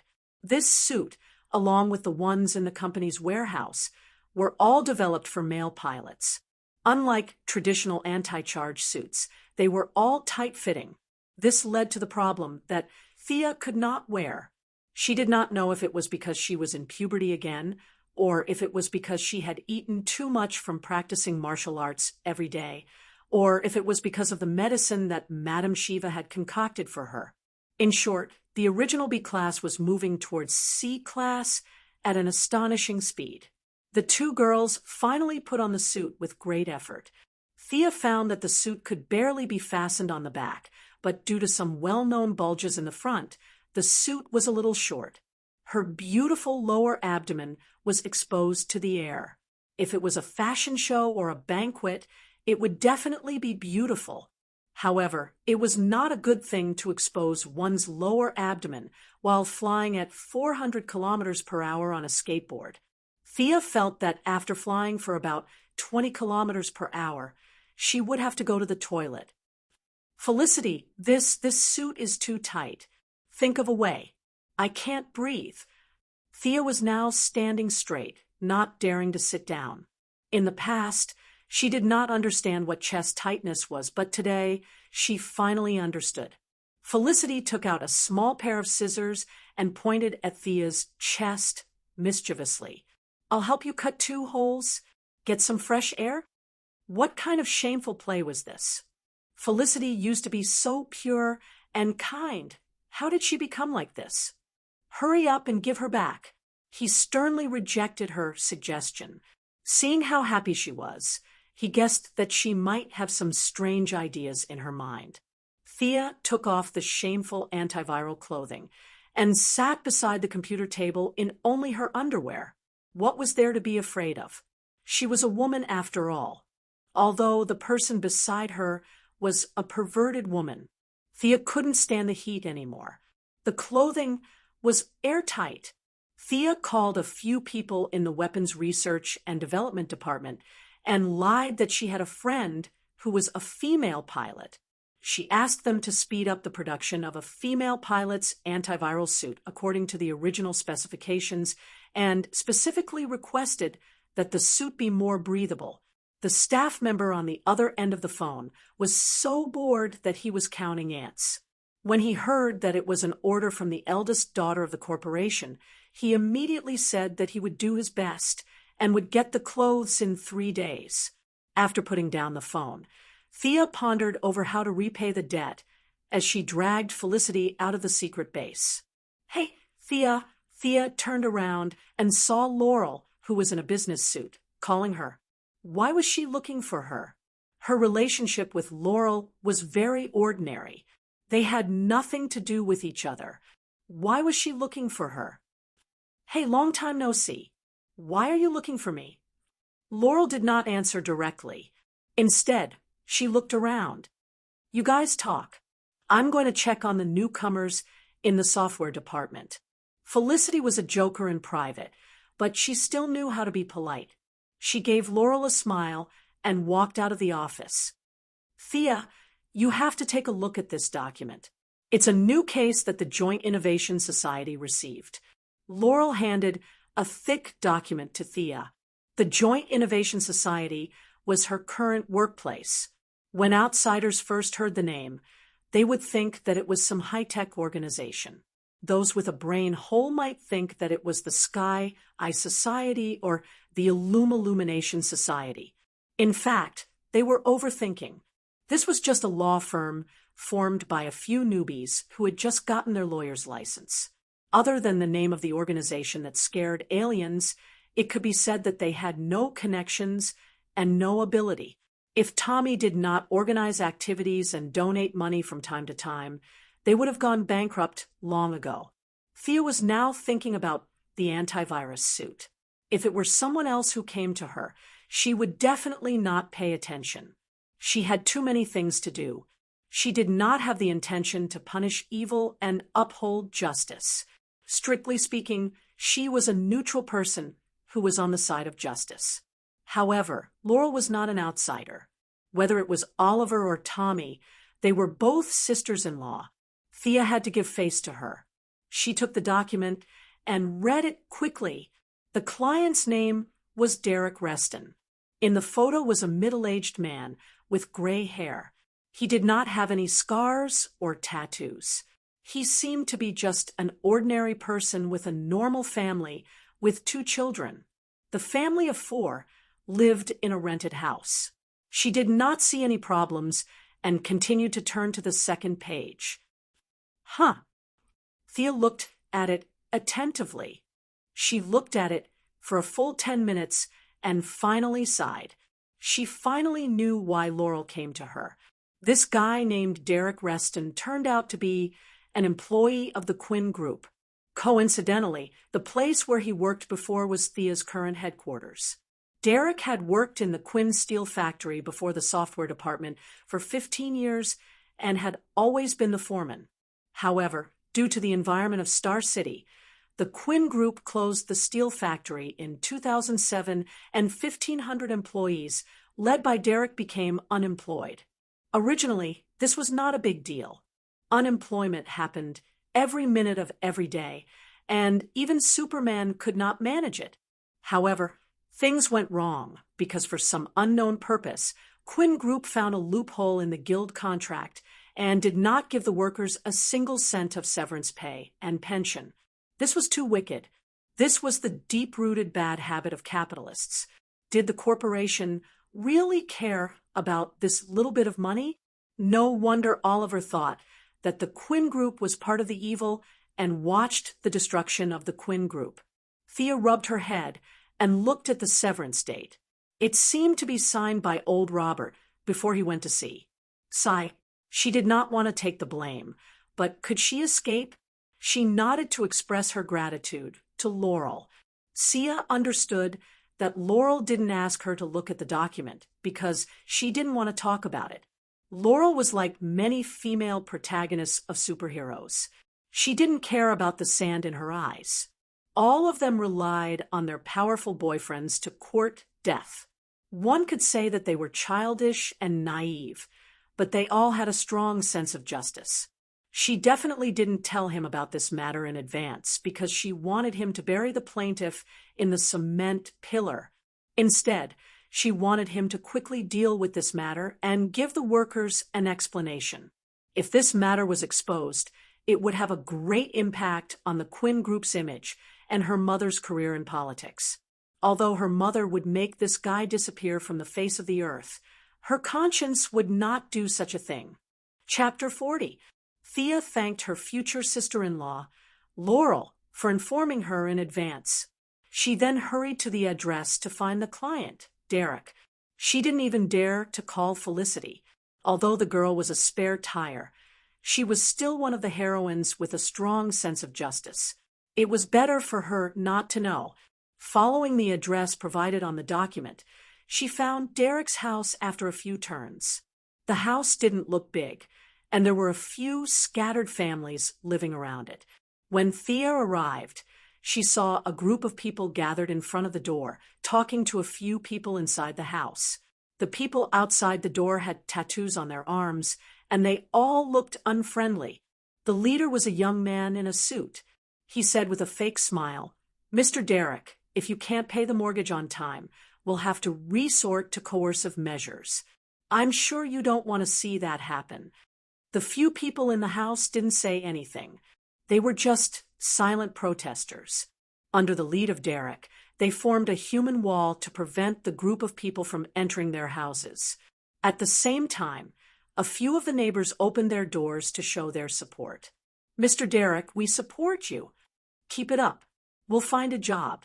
The young man smiled contemptuously and pointed at Derek. "I'll give you 3 more days. If you don't vacate the house by then, Mr. Frank Botner will be very angry." He glanced around, and a few neighbors who looked at him lowered their heads. Humph! The young man left with a few strong men. Frank Botner, on the surface, was a businessman who specialized in construction, but he was secretly the boss of the city's mafia. He was also one of the top families in Italy. Later, he killed his daughter's fiancé. His daughter wanted to kill him like a madwoman. That woman seemed to have had sex with Oliver. What was her name again? She couldn't remember. She only remembered that she was quite good-looking. She didn't know if that happened. She had to ask Felicity to check it out. Seeing the crowd gradually disperse, Thea walked to the door. "Mr. Derek Reston, can I have a word with you?" The middle-aged man, Derek, was wondering where he could get the money. When he saw the girl who suddenly walked in front of him, his first reaction was that the debt collector had come again. However, he immediately knew that was not the case. He said in a deep voice, "What's the matter?" Thea had specially worn a business dress today. In order to make herself look older, she even wore a pair of sunglasses. She was too lazy to shake hands with the man and handed him a business card. "Thea Quinn? Quinn Group? Why are you looking for me?" Derek's tone changed from the initial doubt to ferocious. "Do you want me to talk here, or find a place to talk slowly?" Thea said, as she pointed at the surrounding environment. A few neighbors saw that things were not over yet and stuck their heads out again. It seemed that they did not care about nationality. Derek looked at the expressions of the people around him. He knew his own business. It seemed that they knew that he was going to sue the Quinn Group. The young lady of the group had come personally to negotiate. There were many conditions that could not be mentioned in public. "Come with me." He led Thea to an open-air cafe. They sat down under an umbrella. "Miss Quinn, if you have something to say, just say it." "I've read the annual report of the group. The group's handling of some things was really excessive. I apologize here." Thea certainly could not reveal Laurel. Whether he believed it or not, this was what she said. "The group will rearrange your work in 3 days. If you still want to be a foreman, you can also rearrange it. But you will have to go to another city. You know, there are almost no factories in Star City now." Thea could not wait to arrange this live bomb as far away as possible. Judging from the neighbors' support just now, this man was somewhat popular among the workers. Once he made trouble, the Quinn Group would be in a passive position. Fortunately, they did not have enough authority. Otherwise, they could use him as bait and send him all the way to Russia. If you don't want to work, you'll still receive your severance pay and pension. No matter what you choose in the end, in order to express our apology, we'll pay you a sum of compensation. Do you have any other questions? Sia didn't beat around the bush. She wanted to solve this matter as soon as possible. Derek lowered his head and pondered. Should he work or ask for severance pay? Of course, he had to work. The severance pay was not much. And anyway, there was still a sum of compensation. But as long as he took the money, he would have to shut up completely. At the end of the day, this person still had some conscience and did not agree in a hot-headed manner. At this moment, he was not only thinking about himself, but also about his colleagues. "Miss Quinn, may I ask if this is directed at me personally or as a whole?" Seeing that his attitude was obviously different when he heard that there was hope to resume work, Thea secretly laughed. This man was really realistic. Thea also had a headache about his problem. she could arrange for 1 or 2 people, but she definitely could not arrange for 1,500 people. She could only go back and discuss it with Moira. But she still had to say something nice. It's directed at everyone. If Mr. Derek cares about politics, you will get the news in a few days. Derek immediately said that he had no problem. The Quinn group had always treated him well. He would definitely enter the group again and shine for the group. Thea nodded and acknowledged his loyal performance. She asked him to wait for the notice in a few days. Then she got up and left the coffee shop. The matter had not been settled yet, so neither of them mentioned the lawsuit. Back at the group's headquarters, Thea went to the door of the CEO's office. She deliberately used her perception to investigate. If her mother and Walter were playing some kind of game, how embarrassing would it be if she saw it? In the end, it turned out that both of them were very decent. This proved that it was good to learn more. After knocking on the door and waiting for a few seconds, Thea walked into the office. Looking at Walter's grin that reached the back of his head, she knew that although the two of them did not do anything, they were definitely not talking about work. Ahem. Since they were so familiar with each other, Thea was too lazy to be polite. She explained the matter in detail. When she heard that someone was going to sue the group, Thea saw a flash of anger in Moira's eyes. But when she heard that there were more than 1,500 people, her eyes were full of hesitation. Yes, it was easy to deal with 1 or 2 people, but if there were 1,500 of them, it would take a long time even if you used a submachine gun. Besides, they were humans, not pigs. They knew how to run and hide. If 1 or 2 of them ran away and reported it to the media, it would cause a lot of trouble. Of course, it did not mean that it could not be solved by violent means. If it was as strong as Darkseid or Thanos, it would require a team of 40 heroes. But now, they could only use a relatively straightforward method. Thea was thinking about this problem all the way. Solving it beautifully and perfectly was the most important task for the group at present. Derek might be easy to fool today, but what if Derek popped up tomorrow? Moira was also in urgent need of the support of political achievements. The jobs of 1,500 people were related to each other and could provide her with at least half a block of votes. This was very important for her, who still had a shallow political foundation. Chapter 41. Seeing that the mother and daughter did not speak, Walter flipped through his records. With the current income of the group, we can arrange at most about 300 people. If there are more people, it will put a huge burden on the group. 300? This number was a bit small. Thea planned to at least solve the work problems of more than half of the people, and the rest could be given a subsistence allowance and be slowly digested. Moira was also not very optimistic about this number. If there are too few positions, it will aggravate the situation. What if they are transferred to a branch in another place? The black uncle bowed his head and calculated. The number of people can't exceed 200 at most. If there are more, there will be conflicts with the local staff. Our group can't interfere too much with the staff adjustment of the branch. This was the interesting part of the United States. Many people thought that it was difficult for people to leave their homeland, but in fact, foreigners also had this problem. The United States also had a land of 6 million square kilometers. Was this number familiar? The place was big, and the population was small. Many people lived in small towns all their lives. They were born and died here. The environment was very closed. No one went out and no one came in. In horror movies, a certain evil cult member would commit suicide, and no one would know about it for 20 years. It was only when the protagonists, a handsome man and a beautiful woman, wandered here that they discovered the final plot, and so on. It was in this enclosed environment that the plot was created. The closed environment caused all the locals to exclude outsiders.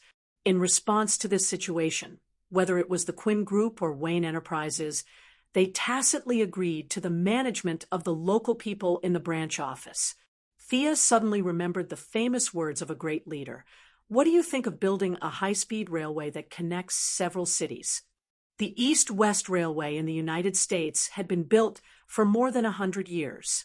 Daily wear and tear, coupled with various crazy villains who loved to bomb the railway on the ground had long been unusable. On the one hand, it could reopen the steel smelting project of the Quinn Group. The remaining more than 1,000 people could not be solved, but more than half of them could be eliminated. At the same time, it could also increase the economic output of Star City, which would be of great help to Moira in next year's election. This is a good idea. Moira was completely considering it from her own perspective. She thought that she would just shout slogans. If they chose her, she would continue to invest. If they didn't choose her, she would not lose anything. Railway work was not a task that could be completed in a day or two, or even a year or two. The time would be extremely long, and the voters would not scold her for not building the railway in a week. Moreover, now that he had a program, he could pull it out and talk about it every time he gave a speech in the future. It would save him the trouble of racking his brains to come up with a speech. It wasn't difficult to implement. He knew so many people in the early stages of the investment, and each of them could contribute a little. The more he thought about it, the more he felt that it was a good idea. Although Walter didn't like the idea, he didn't object when he saw that the mother and daughter both thought it was a good idea. Anyway, since they were willing to pay, he couldn't be bothered to interfere. Thea urged her mother to send someone to sign Derek's agreement as soon as possible. The rest had nothing to do with her. Moira was aiming for the mayor's throne. Although she had yet to formally submit an application for the election, she had already established a huge campaign team. She had recruited a lot of elites from all walks of life. These people could contact the surrounding cities and the major companies' affairs to this group of people. With nothing to do, Thea began to live a life of idleness. She had watched the video of Catwoman and Batman 3 times. Batman's moves were all strong and heavy, which was not suitable for her. On the other hand, Catwoman's street fighting skills were very inspiring to her. She really admired her balance. She couldn't always wear flat shoes at all kinds of banquets in the future. How to wear high heels without affecting the fight was also a lesson she had to learn. She decided to go easy first, and then go hard. She didn't dare to try the thin high heels, so she changed into a pair of thick high heels. Walking was not a problem, but she made a kicking action. Dong. Thea rubbed her head and got up. The designer of this pair of shoes should be dragged to target practice, and she couldn't stop for 5 minutes. Wearing this pair of shoes was equivalent to adding a debuff that reduced her attack speed by 50%. Why could Catwoman run and jump as if nothing had happened? The clown girl, later, seemed to be able to do it too. This was not scientific at all. She was going to ask someone who understood. The next day, in the elementary school class, she found Madame Shiva and asked her question. Why is Catwoman's balance so good? Catwoman? Loser. Stand up straight and let me see. Madame Shiva didn't answer directly. Instead, she asked her to stand up straight and walked in a circle to examine her. Thea was a little nervous because not only did she walk in a circle, but she also patted and pinched her body from time to time. Just now, she touched the area below her neck and above her lower abdomen for a long time, and she almost screamed. Just as she was letting her imagination run wild, Shiva suddenly slapped her, but ouch! This time, Sia couldn't hold it in anymore. She looked at her with a red face. If you don't give me an explanation, I'll fight you to the death, even if I can't beat you. Actually, your sense of balance isn't bad. It's just that your muscles are not used properly, or, should I say, unscientific. The strength of your whole body isn't completely twisted into a rope. As she spoke, she patted Thea's butt again. For example, here. This is the source of the whole body's strength. The movement of the legs and the strength of the upper body all have to go through here. You don't seem to have systematically learned the technique of strength exertion before. Yes, I can't do that if you touch me randomly. It's true that in ancient times, it's reasonable for a male master to teach a male disciple and a female master to teach a female disciple. Madame Shiva continued to speak seriously, and Thea also became serious. Of course, it was best to ignore her blushing face. Back to the original question, how to exert strength like Catwoman. You just have to do this. As she spoke, she pointed at a few parts of her buttocks and legs. As long as you can use these few muscles flexibly, you can even fight on stilts, let alone high heels. But you can only fight for a short period of time. If you fight for a long time, it will cause damage to your calf muscles and Achilles tendon. Let me show you. Madame Shiva took off her coat as she spoke and let Thea put her hand on her leg to feel the movement of her muscles. It's so cold. This was the first feeling Thea had when she touched her thigh. Maybe she was really Asian. Her skin was very delicate and smooth.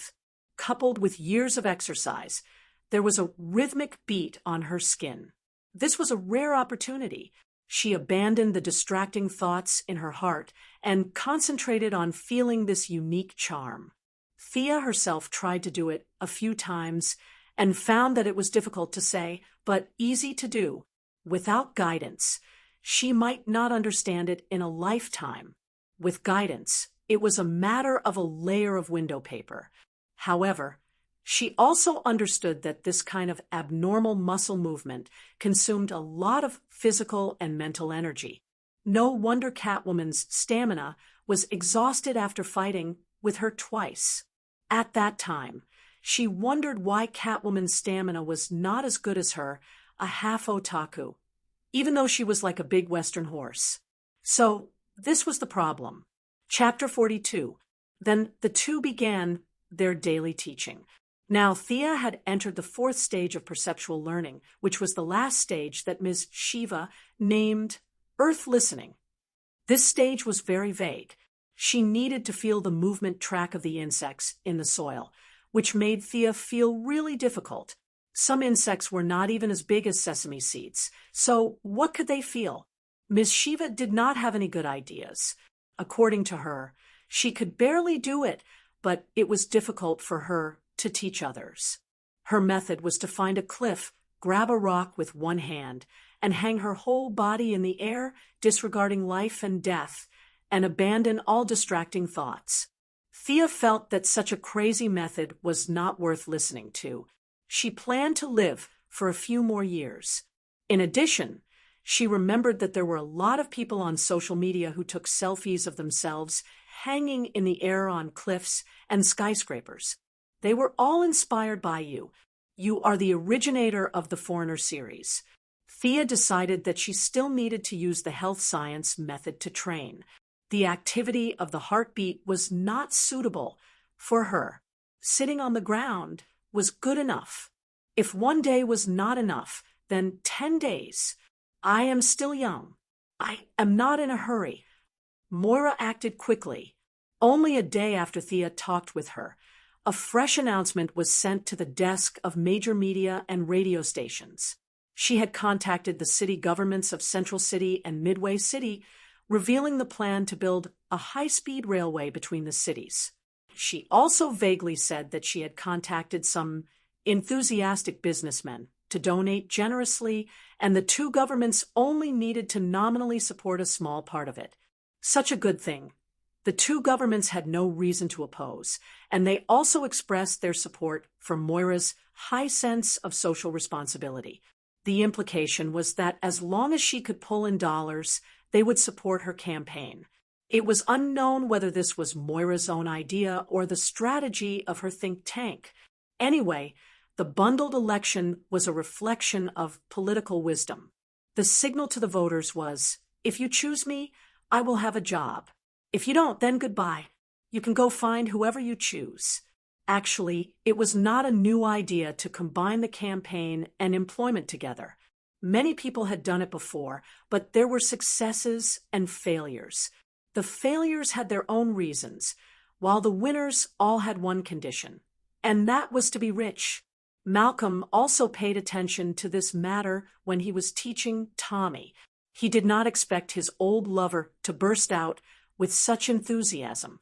Although increasing the income of the poor made him unhappy, at the same time, it also provided him with an opportunity to enter Central City and Wedme City. Generally speaking, he supported the idea because his huge underground organization had nothing to do every day and was bored out of its wits. No one knew what he had in mind at the beginning. The huge organization he had established had members from all walks of life, from business stars like Moira, politicians, police chiefs, boat runners, powder sellers, and even street vendors like Leo Miller, who sold submachine guns. There were so many members that the diary was full. Conservatively speaking, there were at least a few hundred people. His organization could be said to be the most inactive organization in the multiverse. After the establishment, they did not go out to do demolition work in groups of 2, like Akatsuki. His reason was that they would take action when Unidac Industries' seismic device was developed. He did not know whether it was because of his big heart or because he was good at calculating. Anyway, these people did nothing but eat and wait for death to come. At present, he was in the waiting period.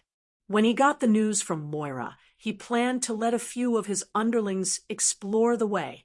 If everything went well, they would take down 2 cities. If not, they could also solve the instability of his underlings. With Moira's strong candidacy and Malcolm's secret help. In less than 4 hours after her announcement, one of the 3 candidates had announced his withdrawal and called for supporters to fully support Ms. Quinn. Thea was watching TV at Felicity's house, watching her mother on the stage talking about the dangers of various means of transportation except for high-speed rail. Planes? There are so many hijackers crashing into buildings and supermodels flying by from time to time. It's so dangerous. And you still dare to take it? Ships?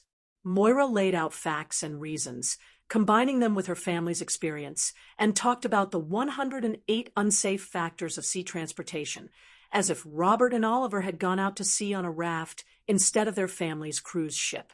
All in all, vote for me if you want to be safe and want to work. Several people in the audience, who were not sure if they were hired by Moira or not, immediately applauded fiercely after Moira finished her speech, as if they had heard some wonderful words. For a moment, the atmosphere was as warm as the new year. The camera also gave a close-up of a few strong men with big heads and thick necks. These people were all teary-eyed and looked so excited that they could not speak. In fact, they did not dare to speak, or did they have nothing to say? Thea looked at these people who looked like they were collecting protection money. One of them with a fierce face was particularly familiar. Was he the owner of the bar she often went to? Felicity had never liked Moira. Seeing her speaking on the stage, she slanted her eyes and curled her lips in disdain. Thea also did not understand. These two should not have any interactions, so why did they seem so incompatible? In the original plot, Felicity was already Oliver's girlfriend, and she even sneered at him at Moira's funeral, not giving her boyfriend any face at all. Perhaps it could only be attributed to the incompatibility of the two. Your antivirus suit is here.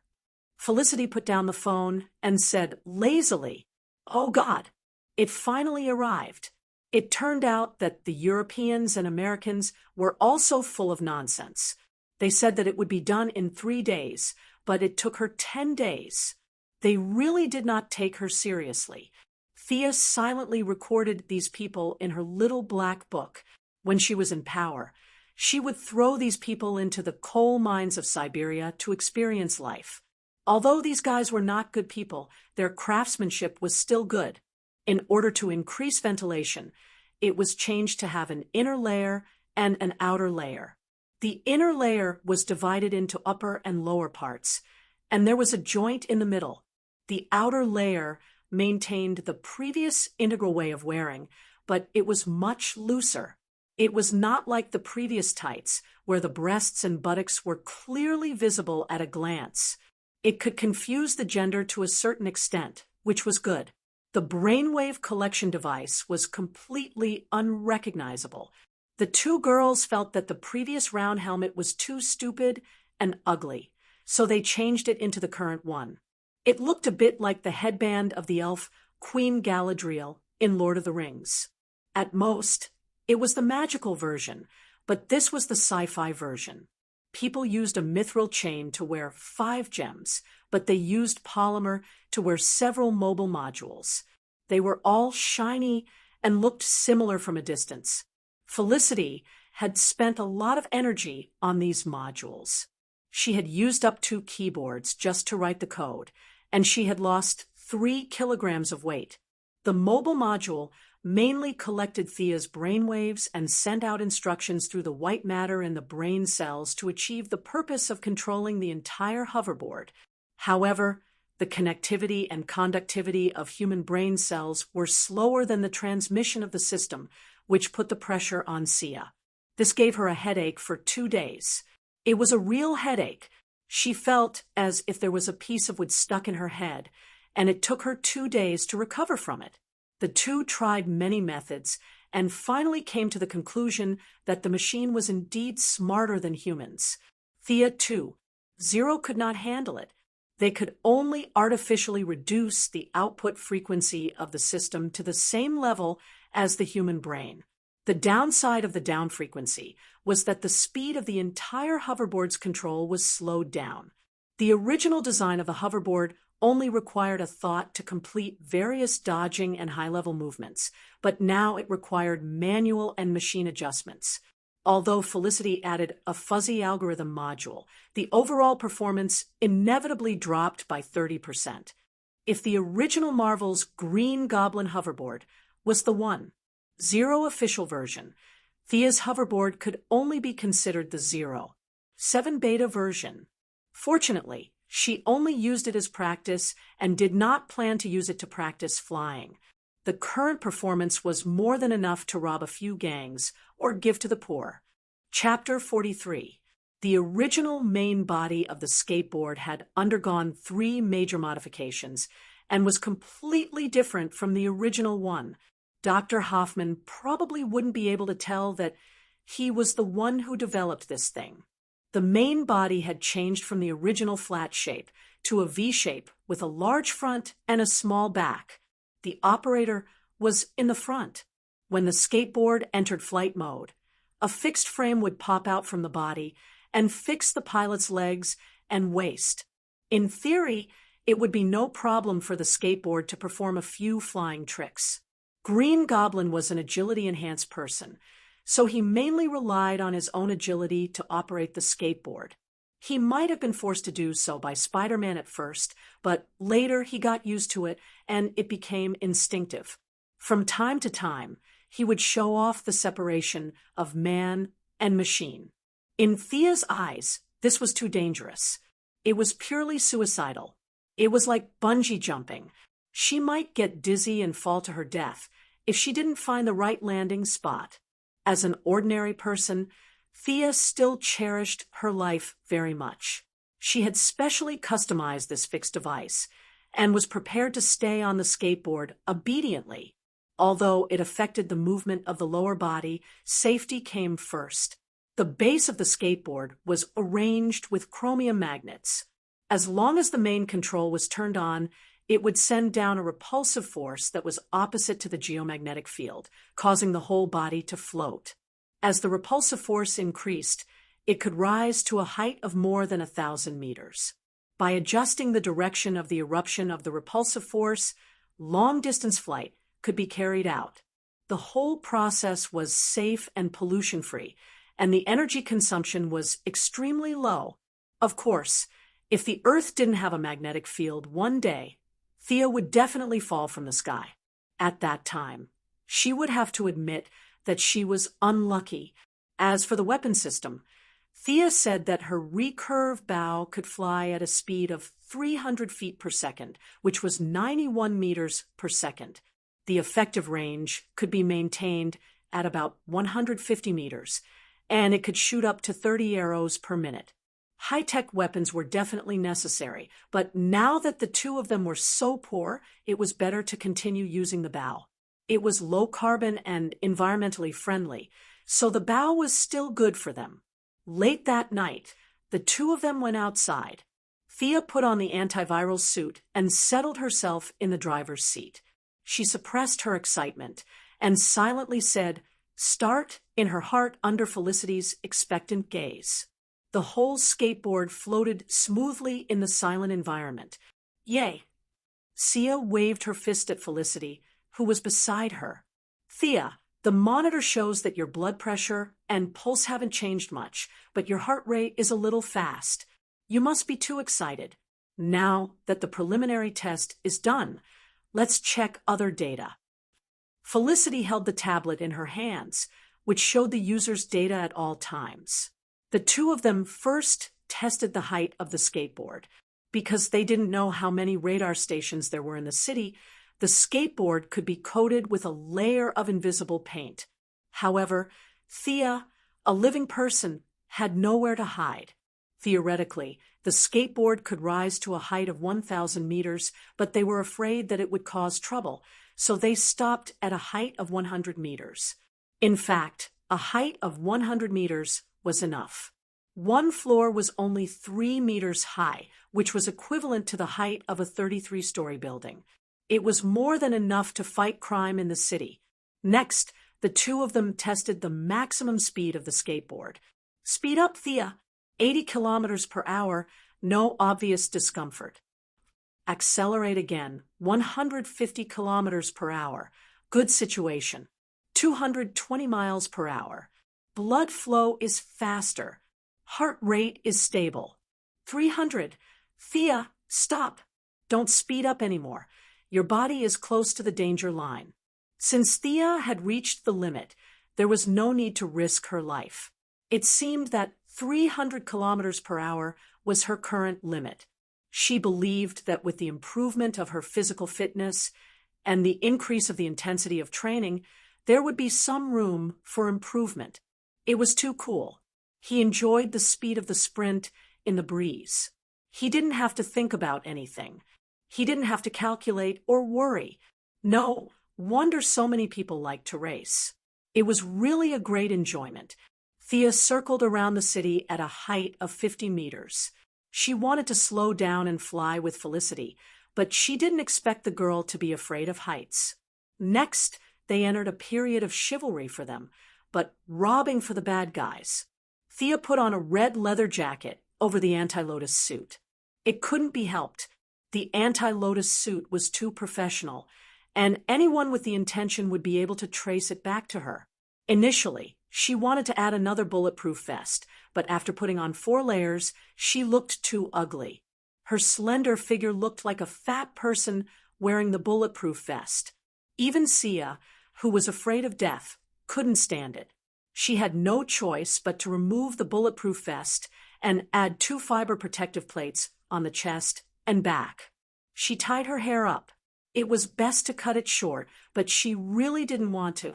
She pulled down the hood of her jacket and looked at herself in the mirror. She really did look like the original Thea one. 0 in the show. Nonsense. They were the same person, okay? She didn't wear an eye mask. That was too low class. She was now wearing anti-wind goggles with infrared function, and the lenses were made of bulletproof Lycos resin. Thea carried her bow and arrow, took her usual katana and dagger, and set off to find her hunting target under Felicity's excited gaze. Although she had made a lot of mental preparations and thought about how she would deal with the unexpected situation, the facts proved that she had thought too much. Star City was like a dead city in the middle of the night. There was not a single pedestrian on the road. Since there were no pedestrians, the robberies had naturally disappeared. Although it was okay to rob each other, it seemed that their bosses had forbidden this kind of behavior. Thea was in such a situation now. There were no pedestrians, and naturally, there were no robbers. Her goal of robbing the rich to help the poor had disappeared. Damn it, she cursed in her heart. Was she going to waste all the money she spent? She should have done some market research. Just as she pulled out her katana and looked around in confusion, Felicity's voice sounded. Thea, Frank Botner, whom you asked me to keep an eye on last time, is moving. 3 of his men are chasing a young man. This man is called Michael Astor. Do you want to take a look? Could this man be Helena's fiancé? Interesting. Let's go and take a look, he asked through the earpiece. Where is the location? What's the location? That's right. At the intersection west of Cypress Street. The surveillance camera shows that they are driving very fast. You have to be careful. They are all armed. Can they be faster than me? I'm going in a straight line. Thea increased the altitude to 100 meters, confirmed the location, and began to move forward at full speed. Soon, she saw 2 cars driving fast, one in front and one behind. The car behind kept firing at the car in front. In the silent night, the sound could be heard far away. The thugs should be from the car behind, right? Thea judged that Michael was neither a psychic nor a special forces soldier. It was impossible for him to chase after 3 people alone. She took out a frost arrow from the quiver. Frost arrow was what she called it. There was standard liquid nitrogen in the arrow, and the concentration was 10 times that of a thermal nitrogen pressure tank. After the liquid nitrogen vaporized, it could absorb the surrounding heat. In theory, it could cause frostbite of negative 100 degrees Celsius. She had no intention of killing anyone. The people on both sides had nothing to do with her. She was just taking a stroll because she had nothing better to do. If she remembered, she would help. If she didn't, then so be it. So she aimed at the wheel hub of the car behind. Chapter 44. She calculated the distance in advance, estimated the wind speed and other adverse effects, and released the arrow with a swoosh. The cooling effect of liquid nitrogen was impeccable. Although her refining skills were not as good, it was no problem for her to deal with these urban thieves. The arrow hit the wheel, and a layer of cold air burst out instantly. The wheels at the back of the car were visibly frozen. The driver was still stepping on the accelerator to chase after the car in front. His skin had just sent a cold signal to his brain, and before he could understand what was going on, he and the car were already flying. Thea looked at the result of her attack and felt a little guilty. It seemed a little too powerful. Originally, she only wanted to stop the car, but now the car flipped 6 or 7 times in the air before landing on the road, like a gymnast. The people in the car did not climb out for a long time. Thea looked at them for a long time. Were they dead? She was about to call it a day and go home when she saw the car in front of her crash into a roadside billboard. What was going on? Was there an invisible enemy? Thea scanned the surroundings with infrared and found nothing out of the ordinary. Hey, did you see who attacked the car in front of you? Felicity did not reply immediately. Instead, she checked several cameras from different angles and slowed down. In the end, she said with uncertainty, "It seems that when you were shooting, a gunman hit the tire of the car in front of you. There's no one near you. How could something so unlucky happen to me?" Thea was convinced by the luck of the guy in front of her. He had been running back and forth for 10 minutes and fired hundreds of bullets. Only the last bullet hit. Was this the legendary warrior who had to die in the charge of the last battle? Although Michael was also involved in a traffic accident, his injuries were much lighter than those behind him. He kicked the door open and stumbled out. After he ran for 20 meters, the expected shouts of "Don't run, stop," didn't appear at all. This made him a little puzzled. He gathered his courage and looked back, only to find that there was a car behind him. It was upside down. Was this the car that was chasing after him? It looked familiar, but what was with the ice in the car? Michael didn't know what that meant, but he found the scene a little strange. He wanted to continue running, but there was no one chasing after him. What was the point of running? But he couldn't just stay here and not run. Just as he was in a dilemma, the door of the car behind him was pushed open. A bald man with blood all over his face crawled out. Sia, who was on the high ground, saw that one of his legs was bent to the side in a very inhuman way, leaving a bright red trail of blood on the ground as he walked. "This is too tragic," Sia whispered. "Felicity, call an ambulance for them." He then glanced at Michael. This person was stunned. "Why aren't you running away with such a good opportunity? You want to treat the enemy to a meal?" This man had neither courage nor charisma. He was neither tall nor mighty nor handsome. Helena, the future huntress of the Raptor squad, really didn't have good taste. She was willing to kill her own father for this kind of man. There was only one father, and men were everywhere. Thea was too lazy to comment on other people's outlook on life. Michael's hands and feet were intact on the ground, and the crawling man was about to lose consciousness. The other two people in the car didn't come out. She didn't know if they were too cold or too injured. The infrared scan showed that their bodies were still a little warm. If they hadn't practiced the turtle breathing technique, they should have been unconscious. Michael finally realized the dangerous situation he was in. He took out a cloth bag from the car and ran away without looking back. Thea wanted to rob some of the construction funds for the Iron Man armor, but she couldn't bear to see the crawling man in such a miserable state. She decided to let him keep the money for treatment. After circling the city twice, she met a 10-year-old boy selling powder and a homeless man robbing burgers. What kind of people were they? Thea beat the two of them angrily and turned back to the base without getting a penny. "Felicity, what should we do? The world is so difficult.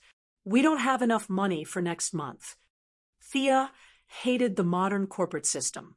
She had so much money under her name, but she could only take a little money from the trust fund every month. Tonight's liquid nitrogen looked cool, but it was all money. All kinds of purification, suppression, and sealing. It was really not easy to get money from the group, so it was all Thea's private money. No wonder the people who made false accounts in the past and this life were all talents. They were all forced by this system. Tony Stark announced that he was Iron Man in public. It was not without the huge consumption of the Iron Man armor and the unknown flow of funds. The board of directors had to confess because they couldn't fool them.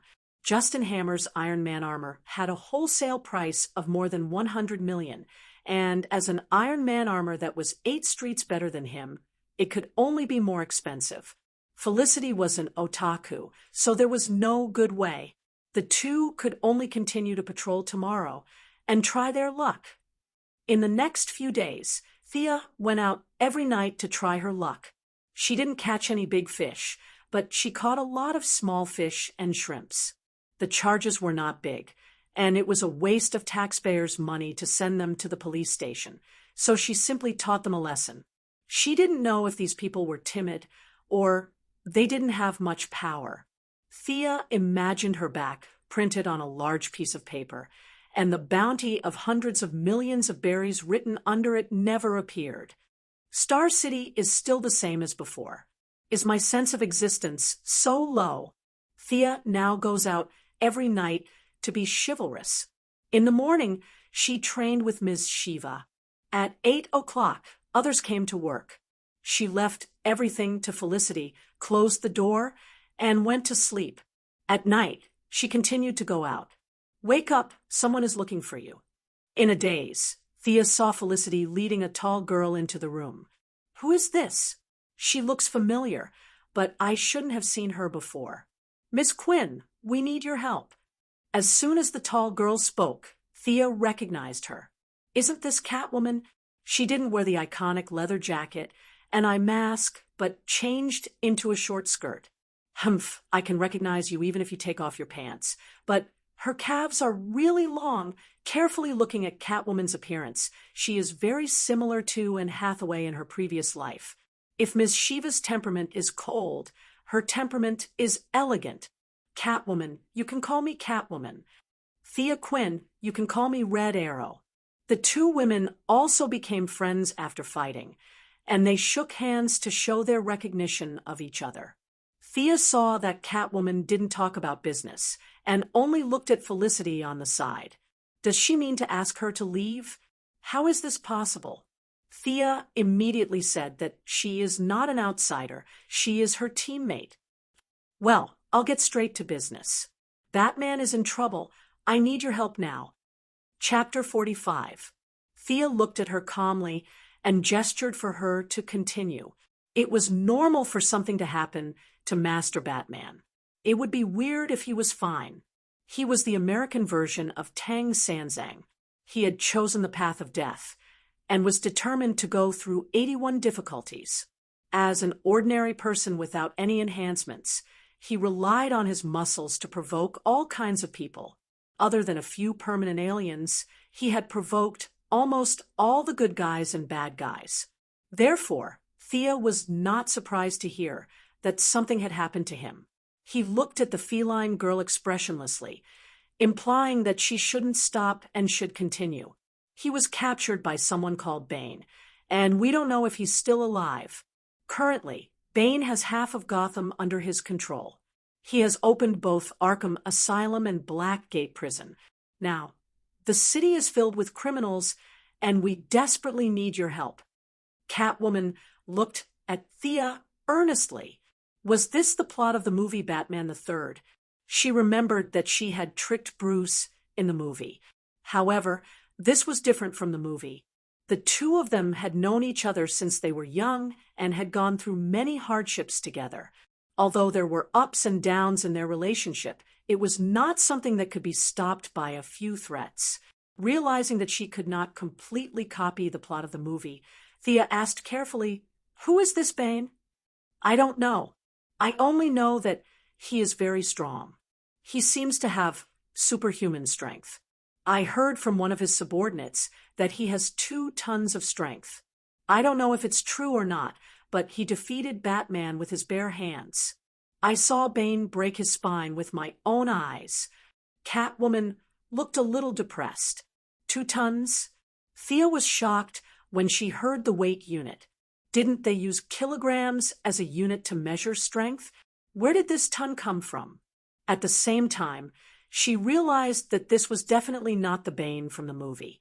This guy must have been injected with a biochemical injection or something.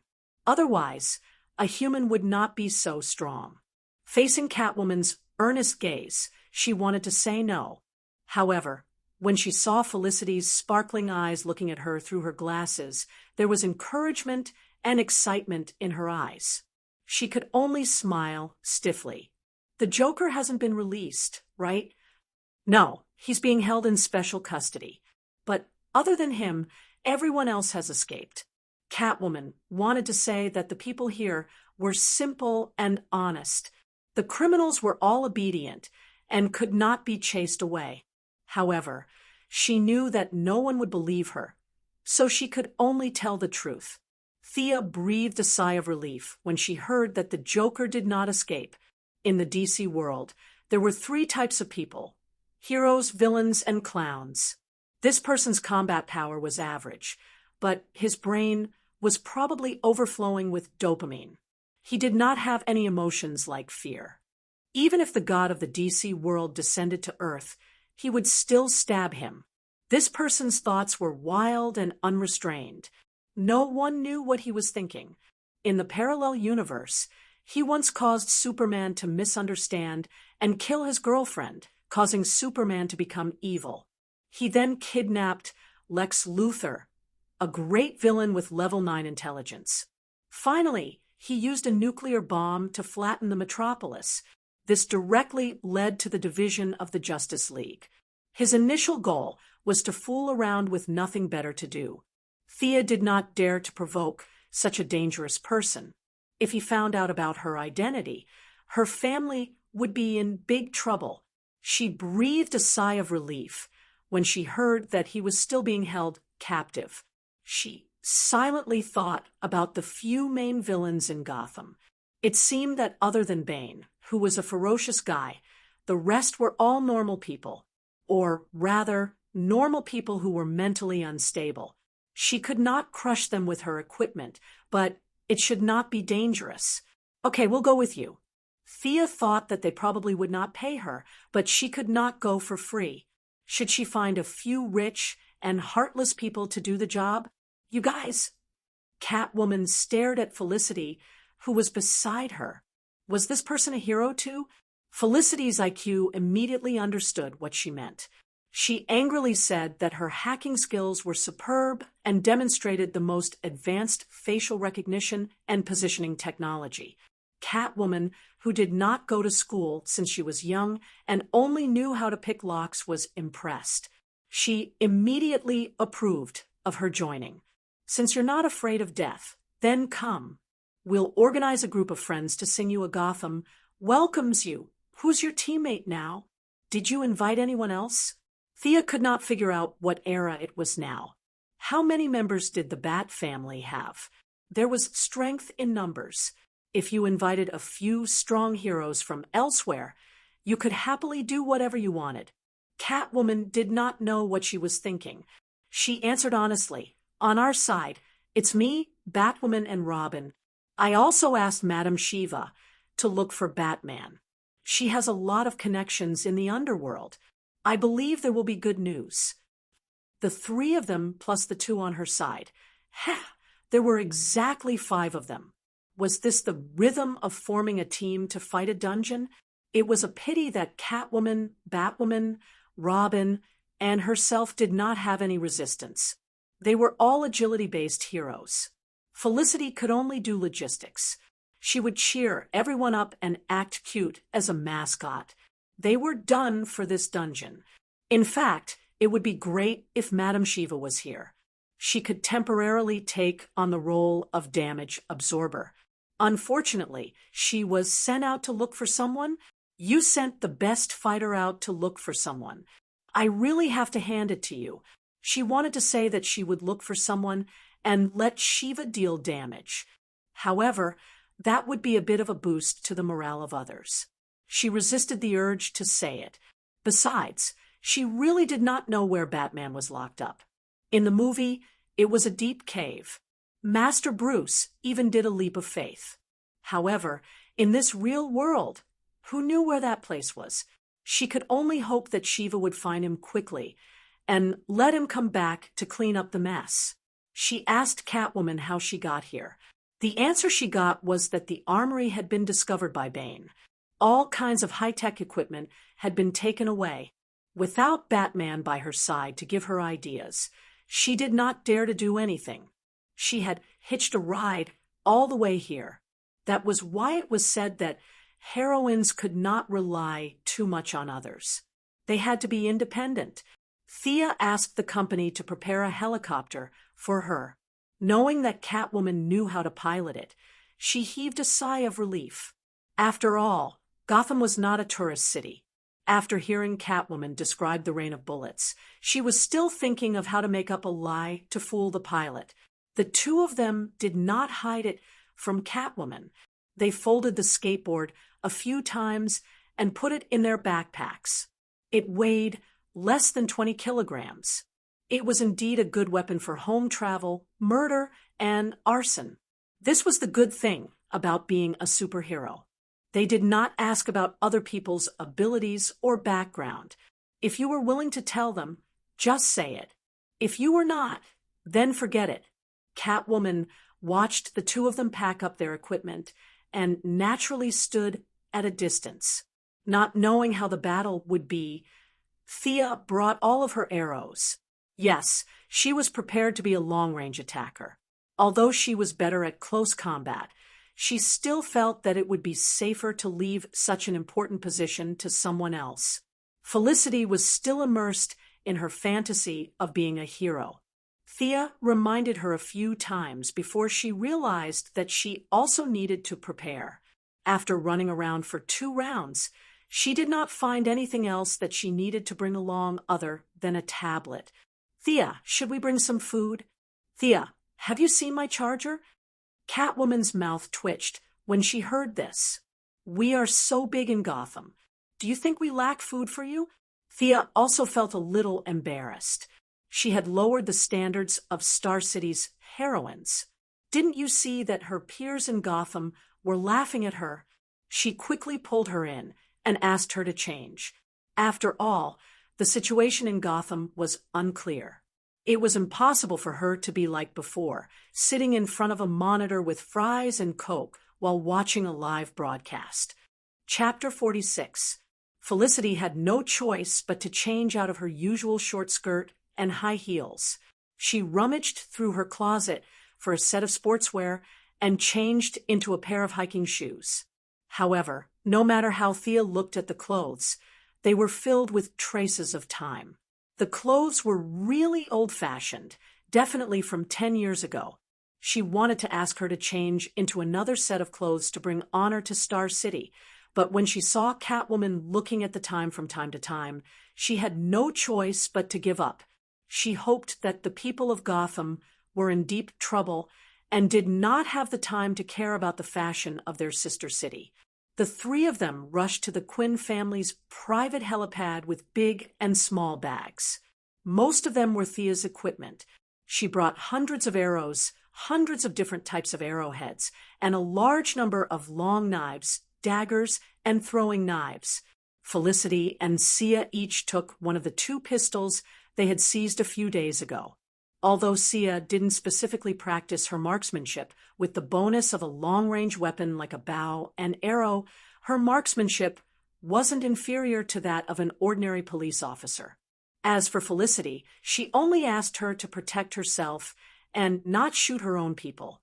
Thea, where are you going?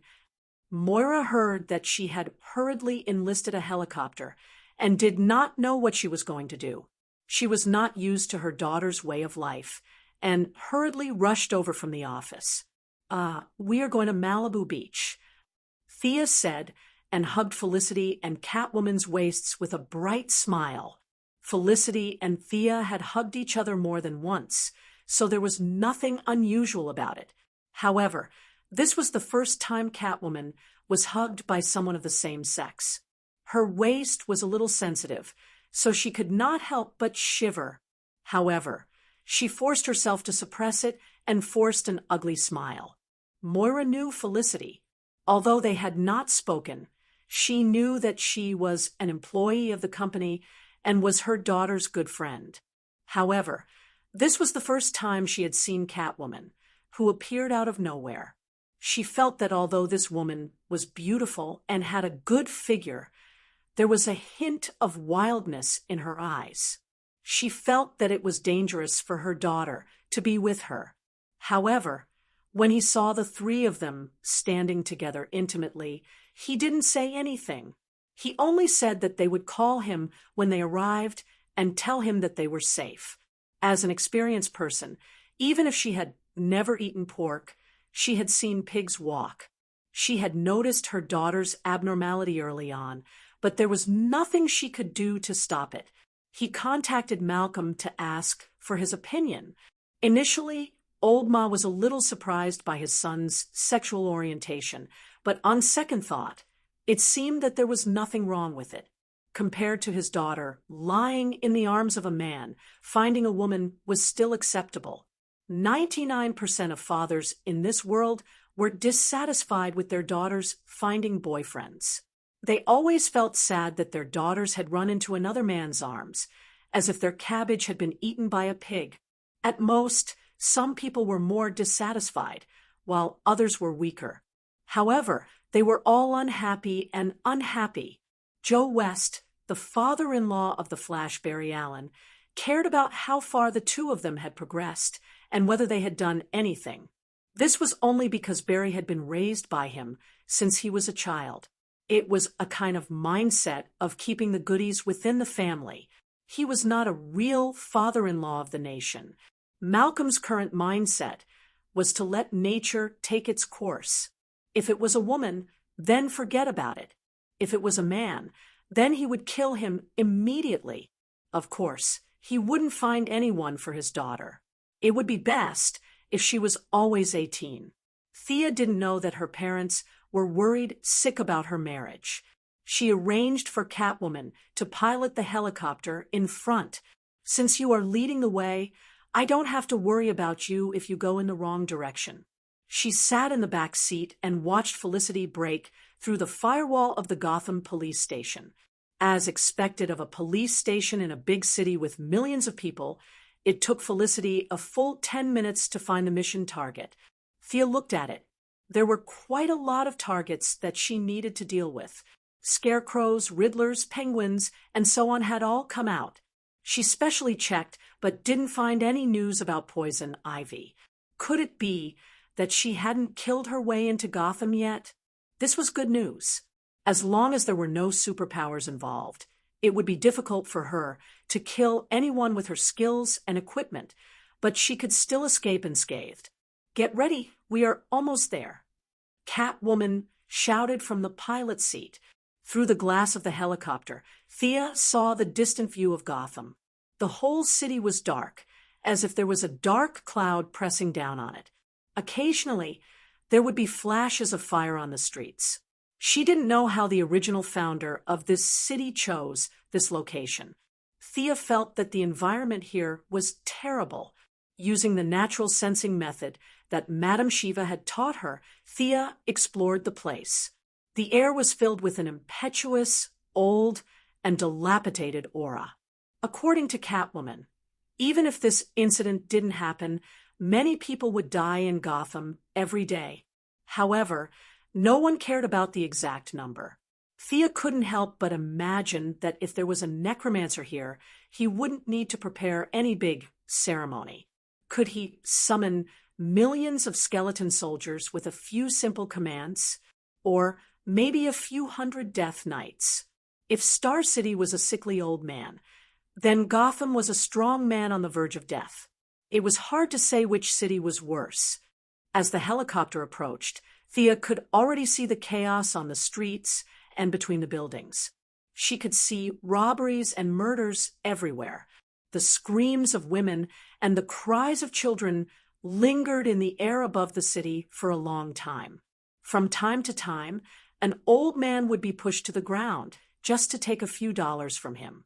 This city was slowly approaching the brink of collapse. She was sad that Batman's years of hard work had gone down the drain.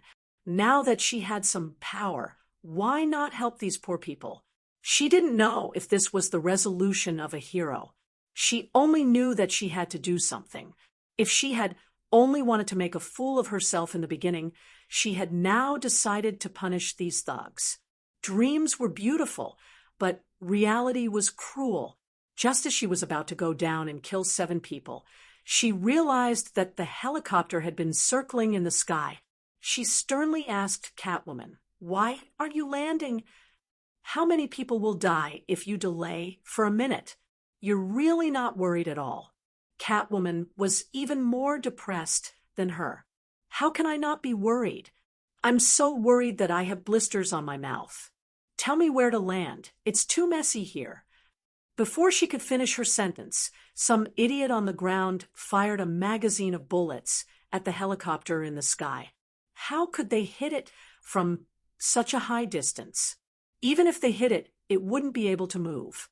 It was obvious that the bullets were wasted. Thea looked around. It was indeed quite messy. The weather today wasn't good either. In fact, Gotham's weather had never been good. She didn't know what kind of weather this place had, but it was always cloudy for 300 days in a year. Just as she was about to carefully look for a flat ground to land, she saw a bald man with a common face rushing out with a rocket launcher. Thea was shocked. "Io, pull it up, hurry." Catwoman's reaction was also very fast. In addition, the helicopter's performance was good. In the nick of time, the rocket launcher flew past the bottom of the helicopter. Phew! The 3 of them let out a sigh of relief. Chapter 47. The duo from Star City was not used to people who would start shooting at the slightest disagreement. The citizens here were much more ferocious than those in Star City. Thea had patrolled her house for 3 nights, but she had never seen anything as ferocious as a rocket. She quickly asked Catwoman to increase the altitude and turned to Felicity. Look for Gotham's police station and government buildings to see if we can land. Maybe a few rich people's private residences. Felicity fired the first shot of the invasion of Gotham amidst the whirring of the propellers. Oh, I don't think we can go to the government building. Look at what I found. This guy doesn't look like a government worker. She turned the tablet around to show Thea. On the screen was a 2-meter-tall bald man with a metal-breathing mask on his face. His upper body was bare, and his muscles were bulging. One of his arms was as thick as Thea's waist. Thea shook her head. This guy doesn't look like a friend of justice. Which government would hire someone like this? It's only a matter of time before they all resign. This brother general should be Bane, right? Comparing the strength of the two of them, he should be the final boss, right? Maybe. Why did she use maybe? Because Thea gathered all the information and clues provided by Catwoman. She did not know if it was good or bad news. The actual situation here was the same as the beginning of the movie. It started with Bane defeating Batman, but the plot took a turn for the worse. Bane had also hacked the TV station and brought a few henchmen to broadcast a nuclear reactor live, trying to create a large-scale panic. However, after waiting for 2 days, he found that the city was quiet. People continued to eat, drink, and dance in the square. The scene of the citizens hiding under the table and shouting for the Buddha did not appear at all. He asked his henchmen to check the network signal and found that there was no problem. The live broadcast must have been released, but why did no one pay attention to it? What was going on? Unwilling to give up, Ben found an old man who was passing by to understand the situation. He explained to the old man how awesome he was and how many bad things he had done, bragging about his deeds. You should be scared now, right? The old man calmly said, "Young man, you're an honest person. It's not easy for such an honest person to survive in Gotham. You can't just focus on the surface of things. You have to look at what's inside. Look at me. I'm 76 years old this year, and I've received my citizen certificate for more than 60 years. Actually, I have a dirty bomb hidden in the basement of my house. There are 2 bottles of sarin gas in the fridge. Look at the basket I'm carrying now. I just bought 2 kilograms of radioactive material this morning. Seeing that you're living so miserably, why don't I sell it to you at a cheaper price?" Bane, whose face was filled with disbelief, randomly found a few enthusiastic citizens to conduct a survey. The result was that none of the citizens of Gotham were afraid. What he thought was terrifying was nothing out of the ordinary here. "Do you think I'm scared?" This sentence was in the category of threatening words elsewhere, but the sentence itself was a question. However, in Gotham, this sentence was the truth. They were indeed scared since they were young. This sentence was often used in Truth or Dare, and it was a statement. The citizens of Gotham had been tested for a long time. Every one of them had strong nerves and a strong will. In other cities, casting a fierce spell on a crowd would cause chaos. However, in Gotham, you would only see a screen filled with the word immune.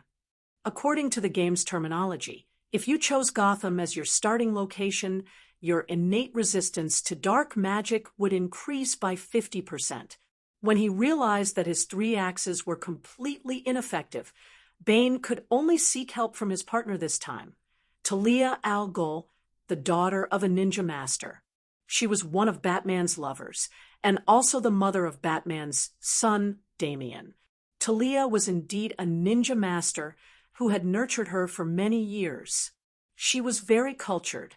She taught Bane an idiom, which was a strategy from ancient China. It was called using the people of Gotham, to scare the people of Gotham. Bane opened the door of Blackgate Prison with a nervous heart. He was afraid that there would not be enough chaos and the hundreds of patients in the mental hospital would be chased onto the road. Reality proved that this strategy was vicious.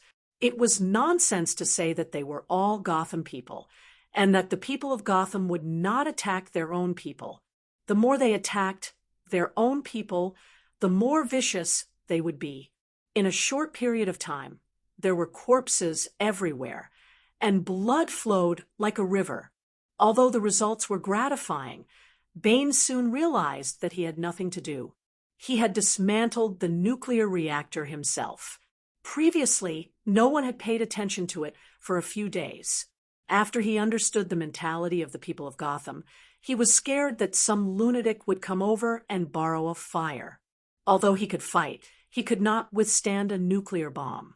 Now he was completely free. His original desire to be a leader was also extinguished.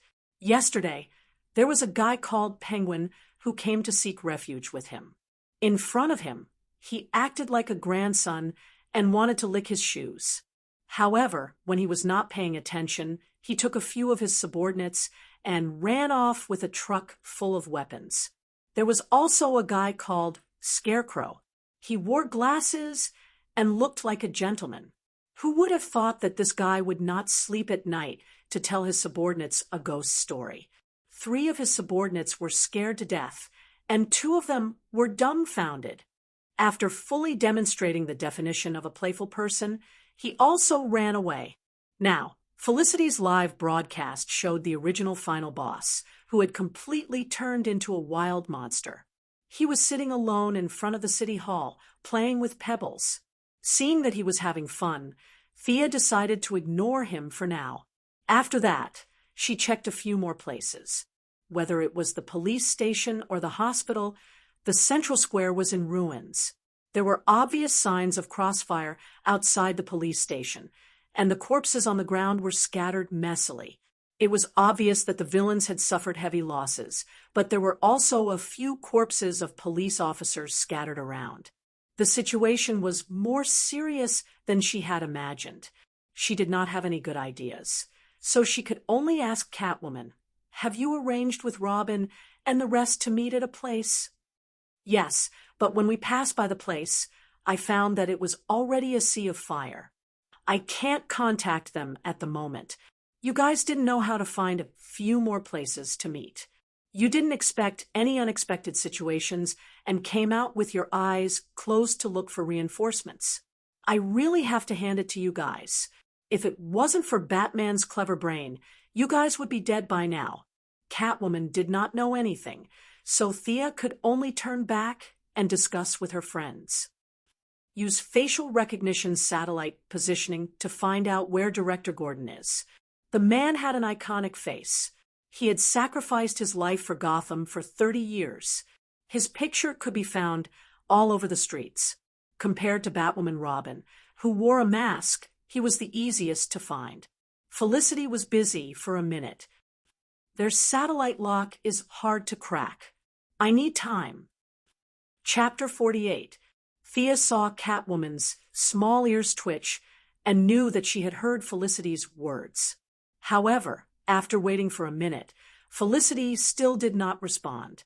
She still wanted to hide her identity. Everyone knew who she was. Thea was too lazy to play guessing games with her. She gave Catwoman a meaningful look and said, "Tell us the password to Wayne Group's satellite control system." The Catgirl hesitated for a moment and gave a long password that was a mixture of characters and numbers. Found it. Felicity was indeed the best in Star City. With the help of the powerful satellite, she quickly found the target. The similarity is 97%. It should be this person. Director Gordon and 3 other officers are fighting with a group of thugs. The location is... I'm not familiar with the terrain. It should be the intersection of 4th Street and Grundy Street. At least, that's what your map says. The 2 foreigners said, "Hurry up and drive. We're not familiar with the place, so we can only rely on you." Catwoman quickly turned the helicopter around and flew into the distance. "You'd better hurry up. One of the 3 officers has already fallen," Felicity urged. She didn't mind watching the drama unfold before her. Catgirl was so anxious that she was scratching the wall. Director Gordon was someone she had known since she was a child, and he was also the father of Batgirl Barbara Gordon. She couldn't just leave him in the lurch. However, the speed of the helicopter was limited. It was a commercial helicopter, not an armed one. Catwoman had to search for targets on the ground from time to time. She could only maintain 150 kilometers per hour because of her skillful skills and quick reflexes. Another officer is injured. They're surrounded in a house. Felicity was not nervous at all. She calmly reported the situation as if she was a live commentator. Thea saw that the helicopter could no longer speed up. It seemed that she could only rely on herself to break out of Director Gordon's predicament. Gordon was too important to Gotham. He was fair, selfless, and righteous. All the praises one could think of could be used on him.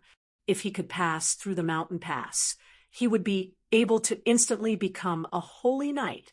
If he died here today, he would be able to rewrite Gotham's fate. This guy with luck was always looking for trouble, but every time he was in danger, Batman would jump out from the bushes to save him. But this time, if Master Bruce did not know how to teleport, he would not be able to make it in time. She sighed inwardly. The only person who could save his life now was her, a bystander. Without another word, Thea began to take off her clothes because she needed to change her outfit. Catwoman doesn't know what happened to her and why she took off her clothes without saying anything. Although she is very concerned about the situation at the front line, she can't help but turn her head to take a look. "What are you looking at?" "Focus on driving. No, fly the plane." Thea jabbed at her angrily. "It's all your incompetence that made the people suffer." After changing into all the equipment, he controlled the skateboard to float out of the cabin first and was at the same level as the helicopter. He carried a quiver of arrows on his back. There were only 7 enemies before, so 20 arrows should be enough. After putting on the hood and goggles, Thea ordered the 2 of them to follow quickly. Then she jumped onto the skateboard. Under the control of her mind, the skateboard flew across the sky like a bolt of lightning. "So cool. How did you do it?" Catwoman didn't expect them to have such a weapon of mass destruction hidden in their backpacks. She only felt that the skateboard was really fast. Even though the situation was tense, she couldn't help but think about her career plans. If she had such a skateboard, who would be able to catch her in the future? If old Master could come back alive, should he ask him to do something for him? "Ha!" Catwoman laughed. Felicity was involved in the construction of the skateboard from the beginning to the end. Although she was a little disappointed that she couldn't drive it herself due to her fear of heights, she was still very satisfied with her results. Usually, she couldn't find anyone to share her sense of achievement with. Today, it was rare for someone to be interested in talking about something that didn't involve the core technology. In fact, Catwoman didn't understand the core technology she was talking about. Although Catwoman was influenced by Master Bruce and learned a lot, she was determined to expand her business from stealing jewelry to all kinds of elegant art. Unfortunately, her foundation was too weak. She didn't even finish primary school, so she could only say that the algorithm and formula Felicity mentioned were very good and powerful. Felicity, who was happily chatting, inadvertently glanced at the surveillance camera and was shocked. "Thea, you're flying too far. Hurry up and fly back." At this time, Sia didn't know that her little friend was bragging too much and didn't pay attention to the road situation on her side. When she heard that they had run, she thought it was her own fault and sped up all the way. She was too fast for her to react, so without saying a word, she flew back the way she came. This time, she didn't dare to fly too fast. She carefully looked for suspicious targets. Fortunately, the distance wasn't far. After flying for a few miles, she finally arrived at a crossfire. She counted the heads. There were 7 on each side and 4 on the other. It seemed like this was the place. In fact, she was flying like a gust of wind and just happened to fly over these people's heads. Because she was flying too fast, these people didn't see clearly what she was. They only vaguely saw a red shadow flying from south to north. In a few seconds, it flew out of their vision. The 2 groups of people were a little surprised. Because of this, they stopped fighting for a few seconds. They only continued fighting when the unknown shadow flew out of their sight. When Thea came back, these people were shooting from a distance. Gotham had daily combat records. Regardless of whether it was the police, villains, or civilians, they were all very sensitive to the sound of gunshots. Everyone had a special way of dodging bullets. Therefore, although the gunshots didn't stop, there weren't many casualties on both sides. The suspected dead police officer that Felicity saw earlier only had a slight injury to his shoulder. It didn't affect the battle. The situation was 4-7. Although Gordon was in danger, it wasn't to the extent that she expected. Most likely, he had successfully escaped in the original plot. But now that she was here, it wasn't appropriate for her to watch the show. She had to at least do something. Just as she was thinking about whether she should kill them one by one or kill them one by one, a strong man below saw her floating in the air. Perhaps he had lived in Batman's shadow for many years, so he wasn't afraid of such high-tech equipment. Bang! He raised his rifle and fired at the sky. He didn't hide his actions from Thea. Moreover, with such a big body, it was impossible to hide. Thea had long seen this guy who jumped out to seek death. She judged the trajectory of the bullet. The x-axis was off by 10 meters, and the y-axis was off by 25 meters. Unless the bullet could bend, it wouldn't hit her. She used infrared glasses to look at this guy who was in a hurry to reincarnate. Under the lens, this guy's skin was obviously darker than a normal person's. A normal person would only be a light red, but this guy was dark red. If he wasn't a fire ability user, then he had too much heat in his body. Thea judged that he had consumed too many calories. Looking at his body size, she knew that he was a regular at the Coke and hot dog shop. She wanted to use a frost arrow to cool him down, but she was afraid that he would be too greasy and dirty her arrow. She had to be careful with every penny she spent, so she had to recycle her arrows if she could. She silently calculated everyone's position, rose up, and took out a special arrow from her quiver. Magnetic arrow, go! A dark blue arrow shot 10 meters in front of the villain. Chapter 49.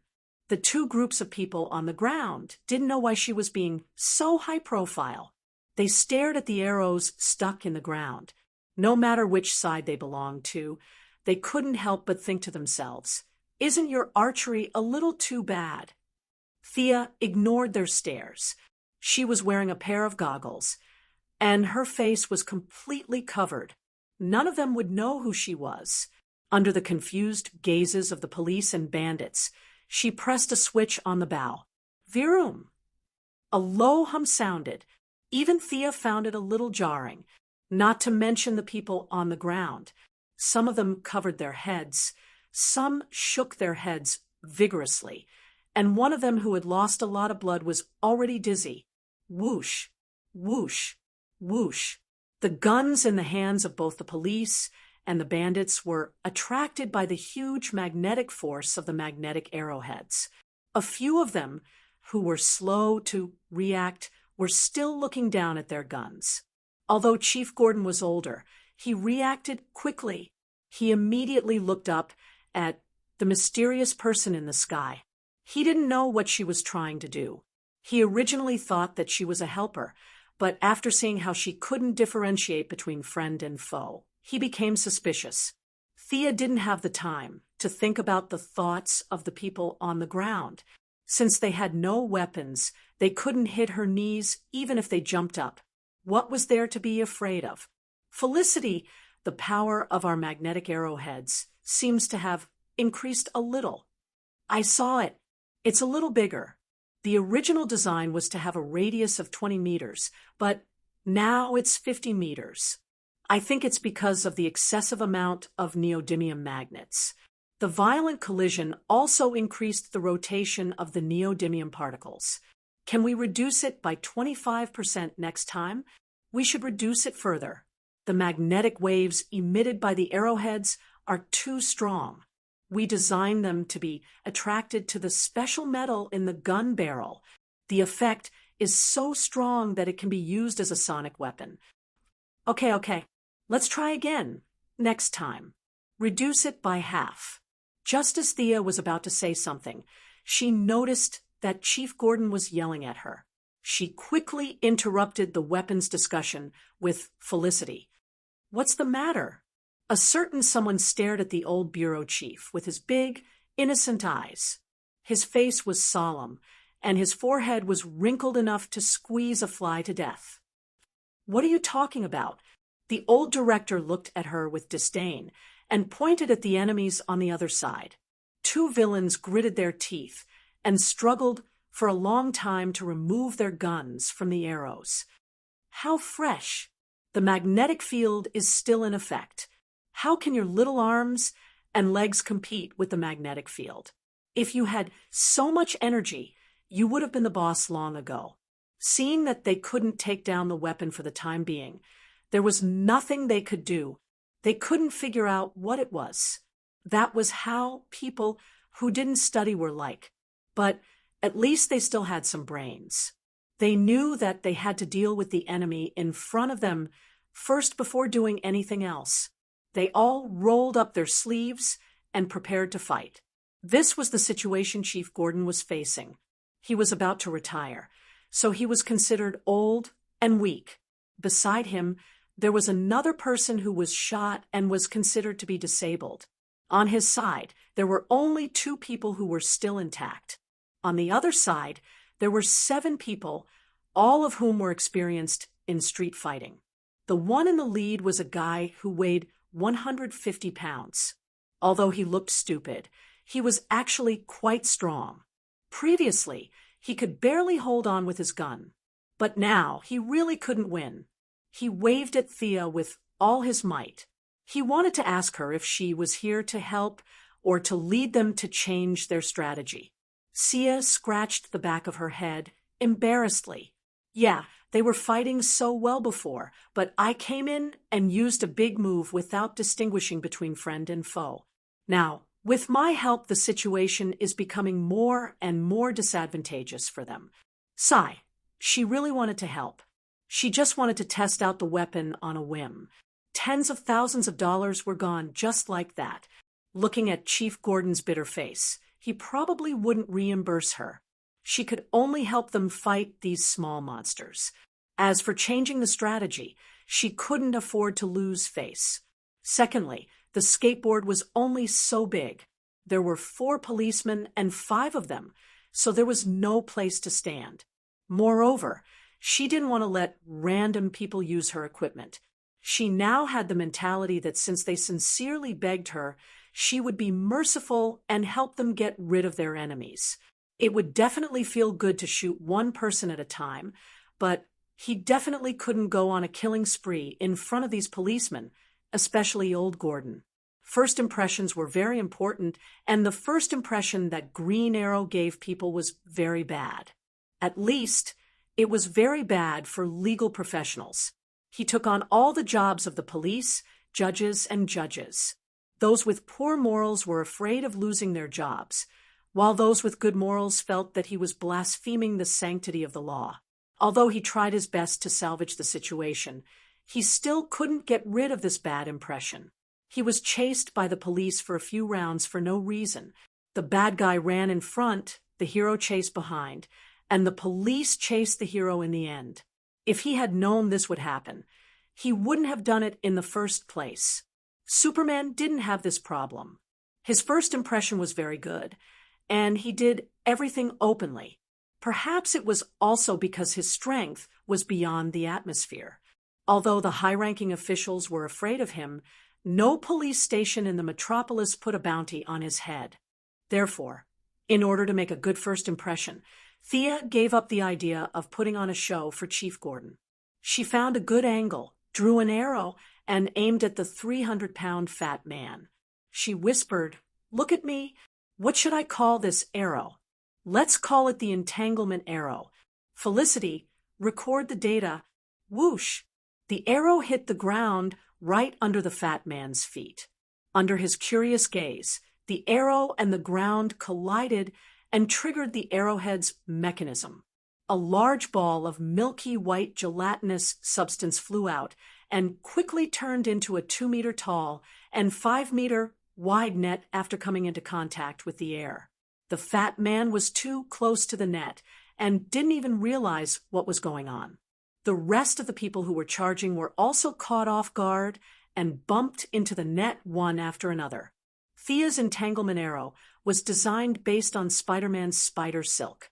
She didn't know what the original spider silk was made of, but she used a compound carbon acetylene molecule product developed by the Quinn Corporation. The original author, Dr. Hoffman, had good intentions. He used it to deal with people who jumped off the building. A small ball of it was launched into a large net, and it was so tough that it could catch an elephant falling from the building. This invention had been shelved for a long time. It was accidentally discovered by Thea, and she felt that it was quite valuable. She secretly took it out and modified it with Felicity, and it became what it was today. In the end, she named it Spider Silk for convenience. As for whether the spiders would strongly protest against the name of something that did not have any acidic properties, Sia did not care. Of course, the villains didn't want to be stuck on the net for people to see. They were struggling with all their might, especially the fat man who was struggling the most. Sia had made a small modification back then. She had increased the carbon content of the molecular material, reduced some of its hardness, and increased its toughness. Now, the spider web was wobbling under their attacks, as if it would break free in the next second. In fact, the design was a little immoral. It was the same as saying that she could kill him because he liked her. It was an illusion. Even an elephant couldn't break free from the entanglement for a while, let alone a human. She shrugged at Chief Gordon, indicating that she had taken care of everything. The rest was up to him. Chapter 50. Looking at the unknown person in front of him, even though Thea covered her face tightly, Gordon could still tell that she was a woman.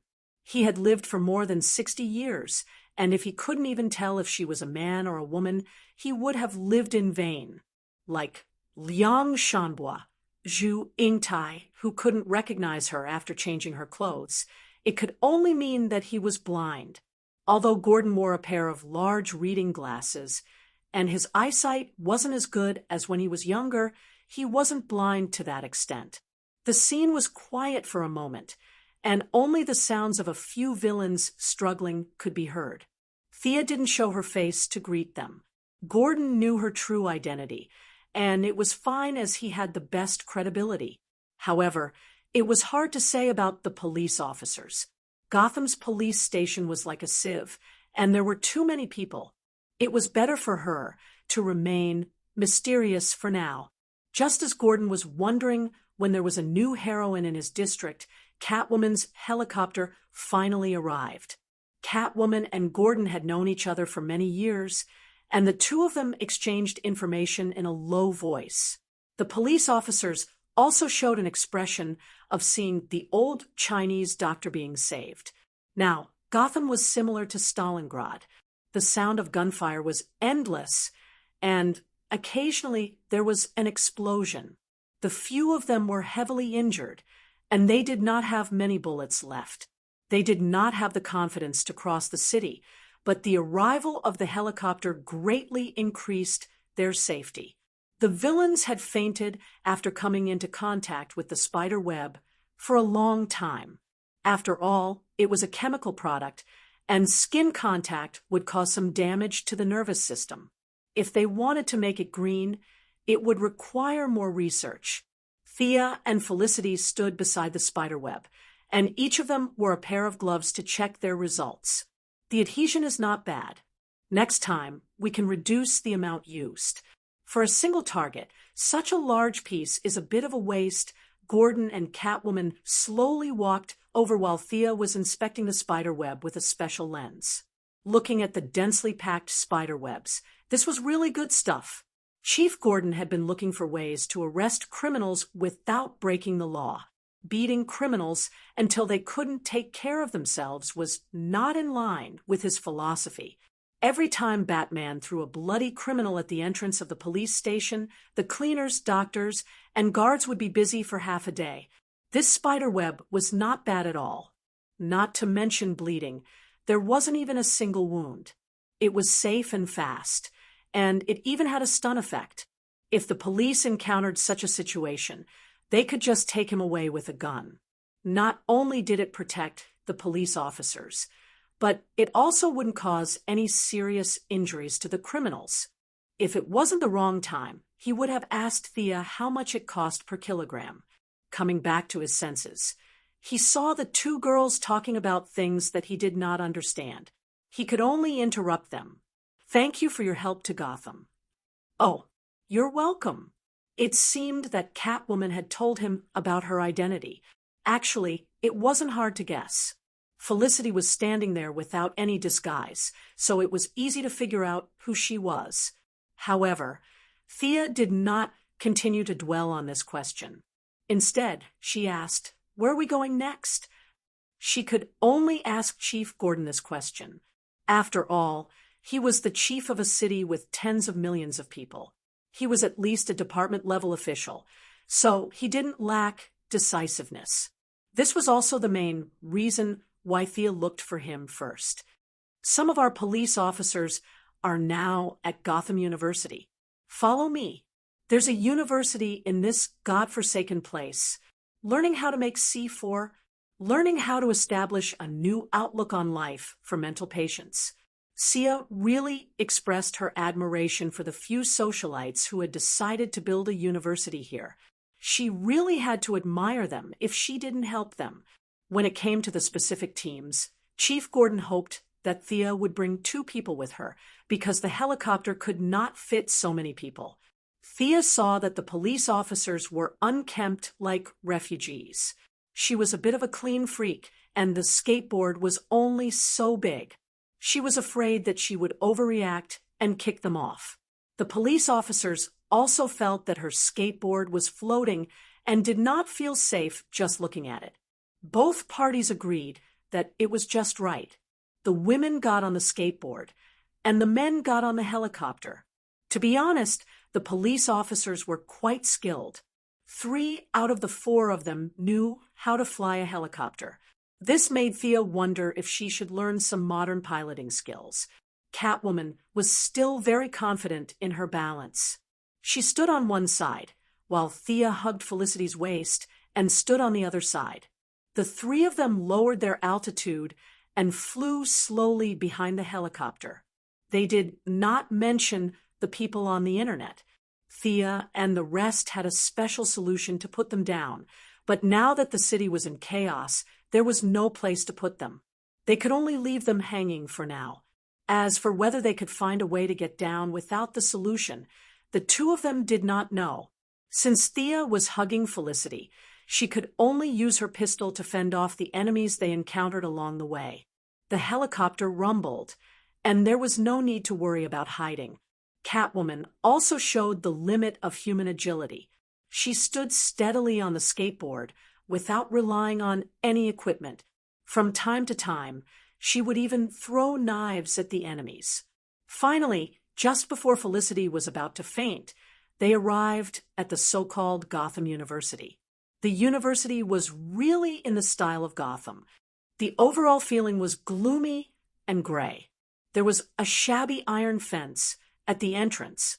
The main teaching building was brighter, as if the school was trying to decorate the university with more colors. However, the actual effect was minimal. After years of neglect, the originally white walls had become murky. There was a green belt at the side of the school.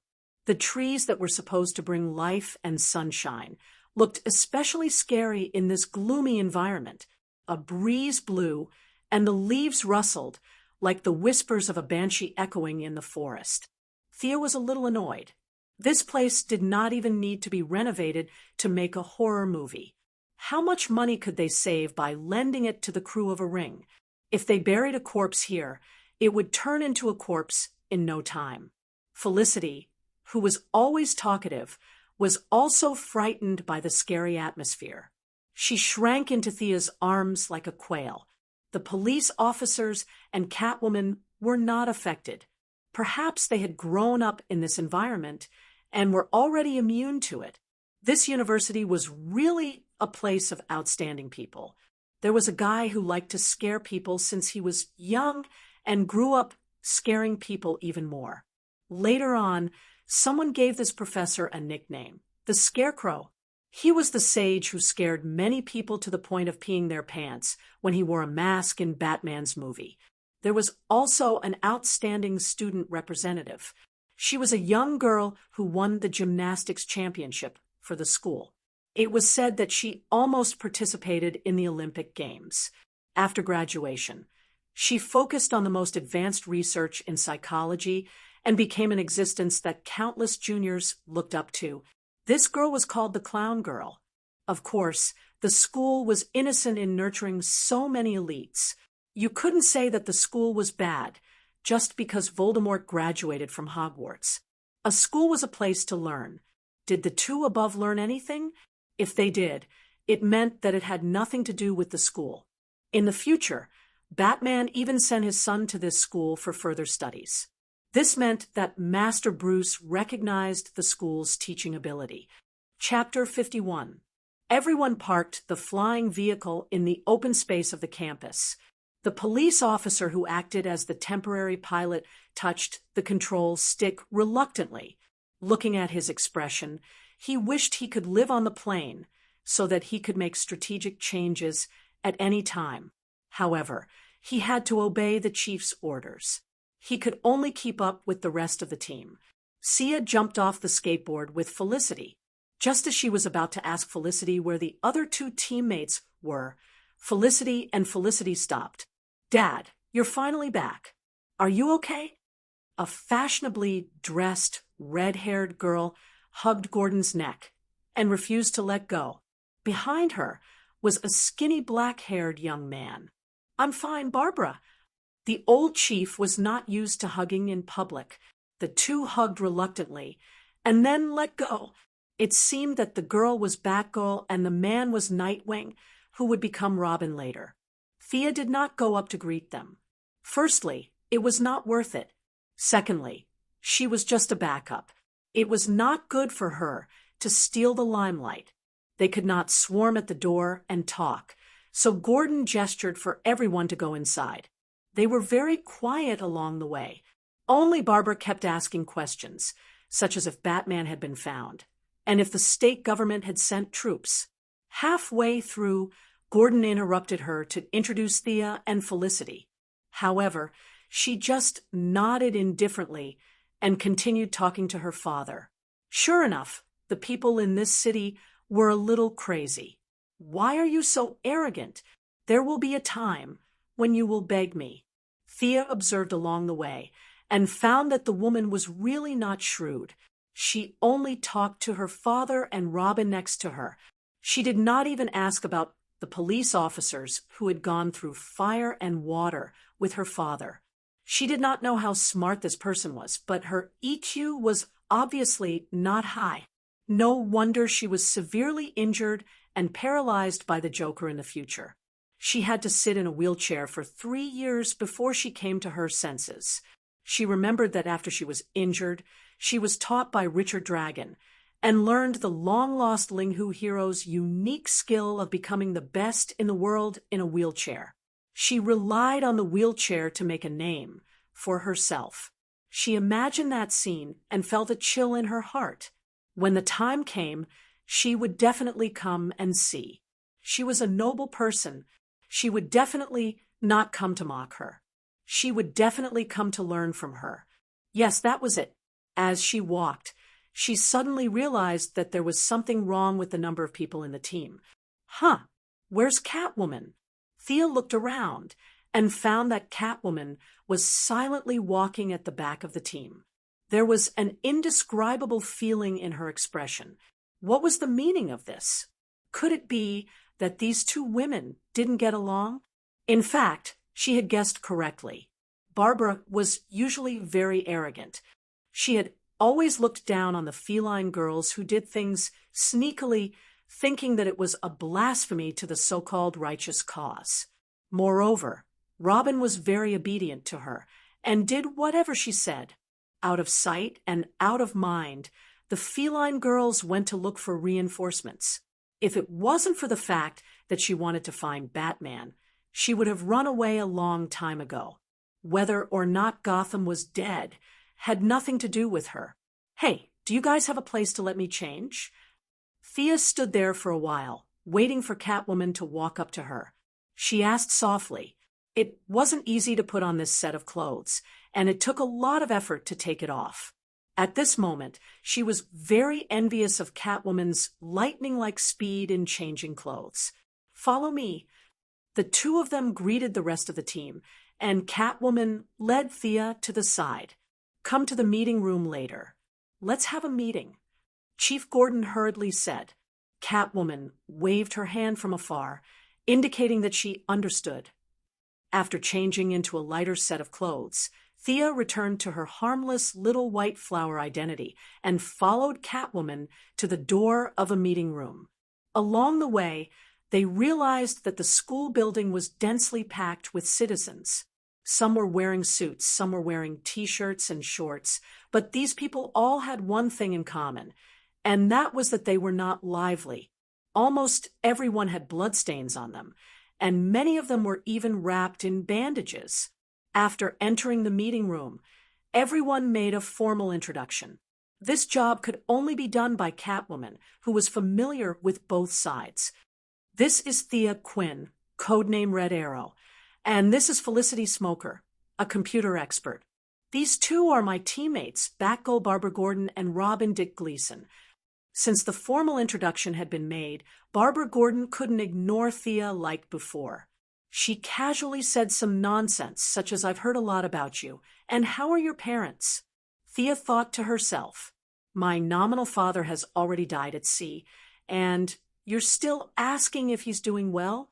This was purely not taking her seriously, or perhaps she didn't even know who she was, and was just saying perfunctory words. After a few pleasantries, the small meeting room fell into a strange silence. Other than the two from Star City, the rest of the team looked at each other, and it seemed that no one wanted to speak. Even Barbara, who seemed to have a lot of nonsense before, shut her mouth. The atmosphere was quite strange. Why didn't they speak? Could it be that they all had the ability to communicate telepathically like Professor X? But that was obviously impossible. If they had the ability to kill Bane in seconds, she wouldn't have had to run so far away. Glancing at Felicity without batting an eyelid, she shook her head and gestured for them to wait and see.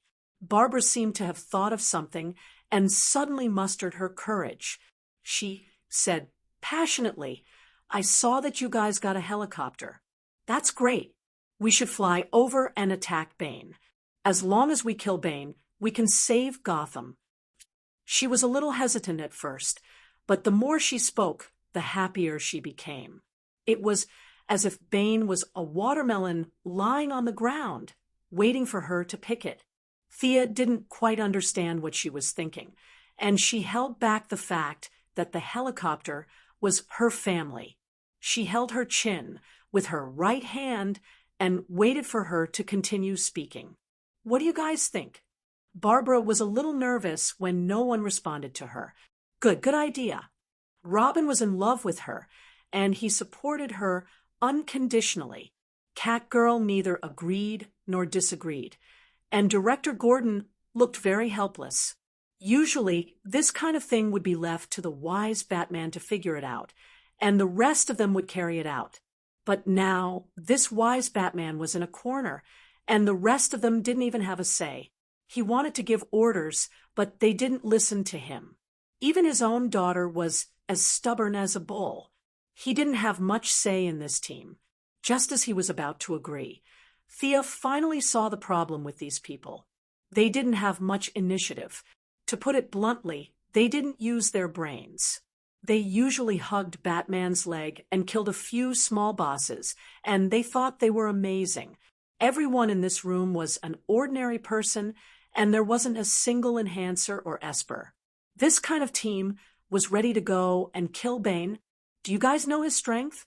Blindly rushing forward to start the fight. He really didn't know how to spell the word death. He had to fight for some initiative. Otherwise, these people would lead the team into a ditch. As long as Bane couldn't fly, he could run away. Felicity, on the other hand, couldn't run away. She couldn't even do a few pull-ups, and was even worse than an ordinary person. If he had known, he wouldn't have brought her along. Clap, clap. Thea clapped her hands to attract their attention. Good idea, really good idea. She gave Barbara a thumbs up as she spoke. You came up with this idea when you were eating biscuits with the gorilla, right? Thea looked at her with a serious face. Chapter 52. Buffed, Felicity almost spat out the cola from her nose. She quickly lowered her head to show that she was invisible. From this, one could see how fast the feline girl's reaction speed was. She almost laughed out loud, but then she remembered that she was on Barbara's side, and she could not make fun of her own people. Halfway through her laughter, she used her strong facial muscles to pull back her mouth muscles. From afar, she looked like Mona Lisa's younger sister. Robin wanted to speak up for his sweetheart, but Thea had already returned to her usual appearance when she entered the house.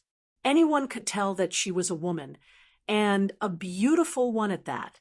Robin remembered Batman's words to never provoke women, especially beautiful ones, so he automatically entered into spectator mode. You bastard! How dare you say that about me? Barbara didn't expect Thea to praise her first, and then kick her into the gutter.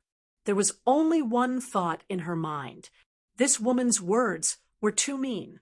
Thea wasn't angry. She carefully observed the angry Barbara. This woman was proud and arrogant. She thought that the whole world revolved around her and never cared about what others thought. This person's trajectory was very similar to her own. If it wasn't for her encounter, she would probably be like this now. Looking at Barbara's hysterical appearance, Thea's gaze didn't show any dissatisfaction. She just felt a little sad and pitiful. What's with that look? You better explain it to me clearly. Do you have a better idea? Even though Barbara's rage meter was almost full, she still retained a certain amount of rationality. This was probably because of the daily teachings of Batman, Commissioner Gordon, and the others. Thea was satisfied with her performance. If she slammed the table and glared, Thea would turn around and leave. It had nothing to do with her, even if Gotham was blown into a crater. First of all, can we beat Ben with just the few of us? I heard Catwoman say that he defeated Batman with his bare hands. Can we be stronger than Batman? Barbara said with a little contempt. What's wrong with that? We can use guns. Why fight him with our bare hands? Have you studied the map? Bane is still in the city hall. The view there is very wide, and it will be difficult to find a shooting angle for a long-range sniper. If we use pistols, I'm afraid it won't be effective. Barbara pondered for a moment. We can always use missiles. The Wayne family still has a few hidden launchers. Please, do you have the word investigation in your dictionary? Thea was on the verge of breaking down. She wondered if Batman would lower his IQ by bringing these guys around every day. He told Felicity to send the data to the monitor in the room and showed a photo to the hostages. This is what we saw through the cameras in the city hall. These people are hostages, right? Although I don't know them, I compared them.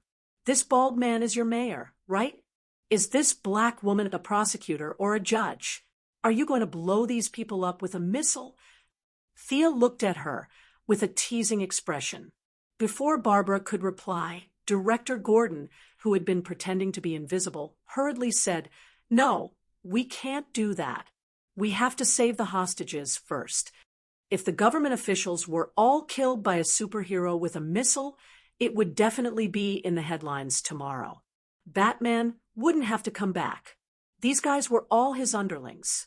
As the boss, it was better to run away quickly." Barbara was also a little depressed, but she still said stubbornly, "Then what do you think we should do?" "What do I say?" "You listen to me?" Thea looked at them with a smile.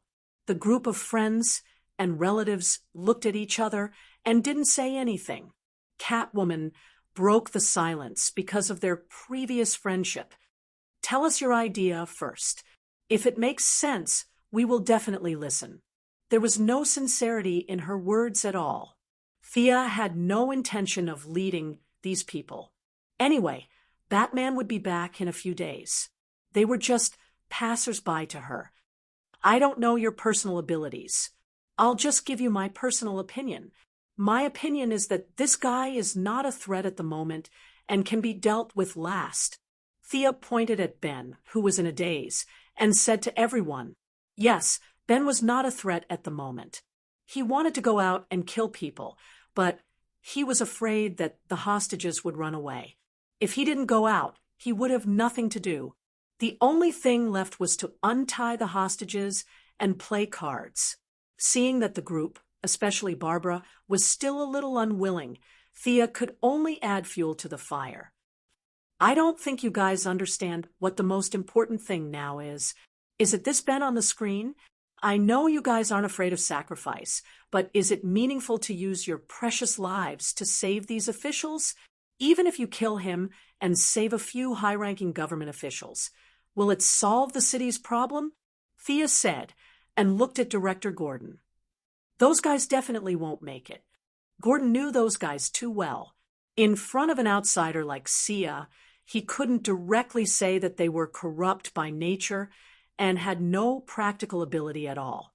He was already being very kind by not using the missiles to bomb them, and the old director would never agree to let his precious daughter take the risk to rescue those scumbags, even if he was beaten to death. Seeing the director's clear stance, Thea knew that she finally had some authority. "Since they aren't in danger, instead of using our precious time to save these guys, why don't we organize everyone to save the civilians in the city? My partner has come up with a plan. I'd like to share it with you guys." Thea said and signaled for Felicity to continue. Felicity was confident that she would be able to become the CEO of Palmer Corporation in the future. She pulled out a map of Gotham confidently. "This is Gotham University, where we are now. My plan is to build a quarantine zone between Harris Square and Adams Street. We'll use this area as our actual control zone and call the citizens to come to us. At the same time, we'll continue to gather the scattered police officers and expand our control zone until the crisis is resolved. That's all I have to say." Felicity's speech was impassioned at first, but when she realized that there was no response, her voice became softer. Barbara and Robin were a little dazed. Catwoman seemed to have understood something. She said nervously, "Are you trying to start a war?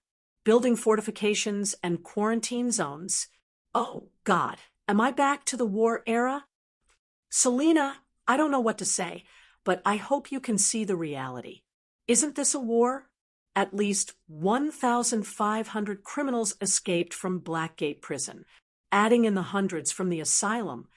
The city is full of bad guys. Are we going to catch them one by one? How many citizens are going to die in this period of time?" Catwoman's thinking represented the thinking of a large number of superheroes. No matter what happened, they would take the blame. To put it nicely, they were willing to take responsibility. To put it bluntly, they were too self-centered. They felt that the world would stop spinning without them. Sia could guess that if she had not been involved in this incident, they would have killed Bane as quickly as possible and then spent a lot of time looking for fugitives all over the city. The previous criminals and lunatics were the results of 10 years of catching them. This time, they all had criminal records, so it should be simpler. However, it would take at least 5 years to catch them. This was a good thing for the manga artists. They were secretly happy that all the characters could be used again, but it was not a good thing for the people in the real world. Chapter 53. Catwoman wasn't wrong when she said that she wanted to turn Gotham into a war, and that was exactly what Thea was planning. She had nothing to do with Gotham, and it was already good enough that she volunteered to help. Was she going to use her morals to tie her down and work for them for 5 years? What a joke. Batman's group of friends and family members was a classic example of someone who had been poisoned by the idea of a hero. They felt that the citizens were so weak that they could be blown away by a gust of wind, and they would rush to the front whenever something big or small happened. The truth was that the citizens weren't that weak, and the bad guys weren't that strong. As long as they could start a war with the people, they would definitely win in a place like Gotham, where the level of combat power wasn't high. Heroes were brave enough to take responsibility, and their guiding philosophy was with great power comes great responsibility. This approach wasn't bad, but you had to look at the timing. Now that the city was full of bad guys, it wasn't realistic to plan to act as a unit and try to kill them one by one. The most important thing now was to restore order and unite the citizens. After all, there were only a few bad guys, and the majority of the citizens wanted to live a peaceful life. I have a suggestion. We should choose a leader. After all, Batman isn't here. Thea saw that they still didn't speak, so she had no choice but to give them a strong push. That's your real goal, isn't it? Barbara mocked her with an expression that said, "You've finally revealed your foxtail." Thea truly felt that she and Barbara were at odds. The two of them didn't have any grudges, but Thea just didn't feel comfortable looking at her, and she believed that she felt the same way too. Perhaps it was a natural mismatch.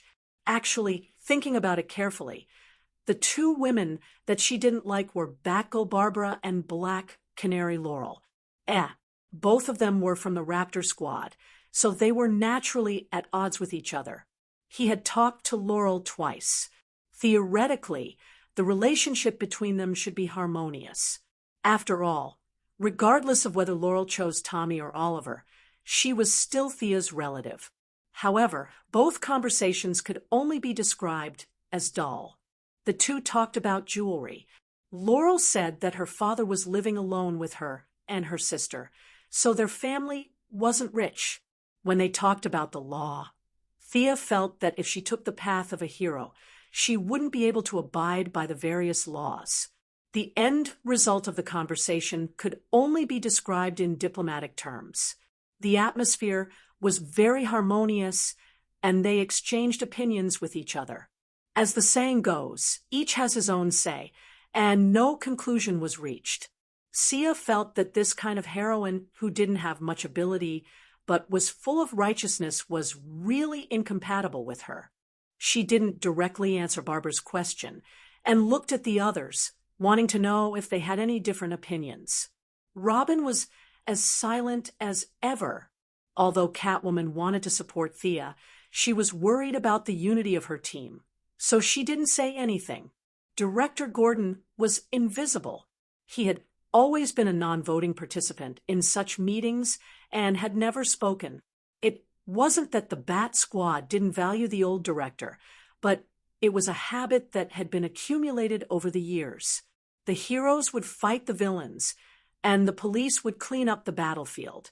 Director Gordon considered all aspects and tacitly agreed to this method of cooperation. Sure enough, this was the daily state of Batman's team. The subordinates would do whatever the boss said. Thea looked at their half-dead expressions and took it as tacit agreement. Well, I propose that Director Gordon take charge of the overall situation. At the same time, the few of us will form a small team and be directly under the old director's leadership. What do you think?" Thea said as she looked around at the crowd, deliberately admiring their expressions. Barbara's expression was the most interesting. She had been a little dizzy. When she vaguely heard Gordon's name, she thought that Thea had chosen her to be the leader. However, when she went through the whole sentence in her mind, she realized that there was a director in front of it. She didn't know whether to agree or disagree with accepting her father's leadership. Robin, who had been silent all this time, reacted quickly this time. He immediately expressed his support for his future father-in-law and hurriedly nodded. "Miss Thea is right. It's a good idea for Director Gordon to lead everyone." He even gave his father-in-law a fawning smile. Catwoman had no reason to object. She had known Gordon, who had just become a police officer, since she was a teenager. Although the two of them weren't related by blood, Gordon took care of her like half a father. If it weren't for the director's protection, she would have been arrested a long time ago for her petty thievery. Felicity also nodded to show her presence. Director Gordon didn't know what was going on. How did he suddenly go from attending the meeting to speaking on the stage? The world changed a little too quickly. However, seeing that the others, especially the members of the Bat team, didn't object, he happily accepted this reality. With his age, no one had any objections to him leading these young people in front of him. In fact, he could also lead Batman. When Bruce was young, he was the one who ordered him around. It was only after Old Master returned from his training that his master's position changed. At the end of the day, it was still about strength. Thea heaved a sigh of relief when she saw that Gordon had successfully taken over the leadership. She wouldn't even know how she died if she listened to the orders of those people. If she took over the leadership, the others would definitely not agree. Even if she forcefully took over the team, the result would definitely be a split. Besides, she was just a bystander. There was no need for her to take the lead. Now that there was a senior who was willing to take over this hot potato, it couldn't be better. As for whether Director Gordon's life would be in danger if he attracted too much hatred, Thea felt that he had attracted hatred for more than 30 years. He didn't lose an arm or a leg, so it wouldn't be a problem even if he carried the burden for a few more days. After handing over the heavy burden, Thea relaxed and leaned back in her chair. She felt that the situation was serious on the plane. When she saw the situation in Gotham, she felt that she had to add an update to her previous sentence. This was equivalent to being pulled into a group of friends and family right after reaching the max level. After joining the group, she found out that the leader and main tank had been kidnapped. The remaining damage dealers ignored everything and went to explore the new dungeon. How could she tolerate this? The original plan was to choose one of the current members to be the leader. However, after seeing the performance of these people, she could only give up. She had no choice but to pull one of the substitutes to be the leader. This person was Director Gordon. Compared to Batman's Golden Thigh, this person could only be considered a Golden Thigh. However, he was still able to provide support. To be honest, Director Gordon agreed with Thea's previous idea. If they relied on those heroes to support them every time they faced a crisis, why would they still need the police? His life's work would be wasted. However, seeing that his daughter didn't get along well with her, he didn't express his support. Although Thea didn't say anything harsh at his age, he could tell that Thea wasn't satisfied with the way the Bat team was doing things. In fact, Director Gordon also didn't agree with Batman's method of using fear to deal with evil. He went from incomprehension to anger to numbness to compromise in the end. It was actually a psychological struggle, now that he saw that the daughter of Star City seemed to have a different way of doing things. She was more sunny and rational. The flame of hope that he had given up on was reignited. Perhaps she would bring a new way of choosing to Gotham,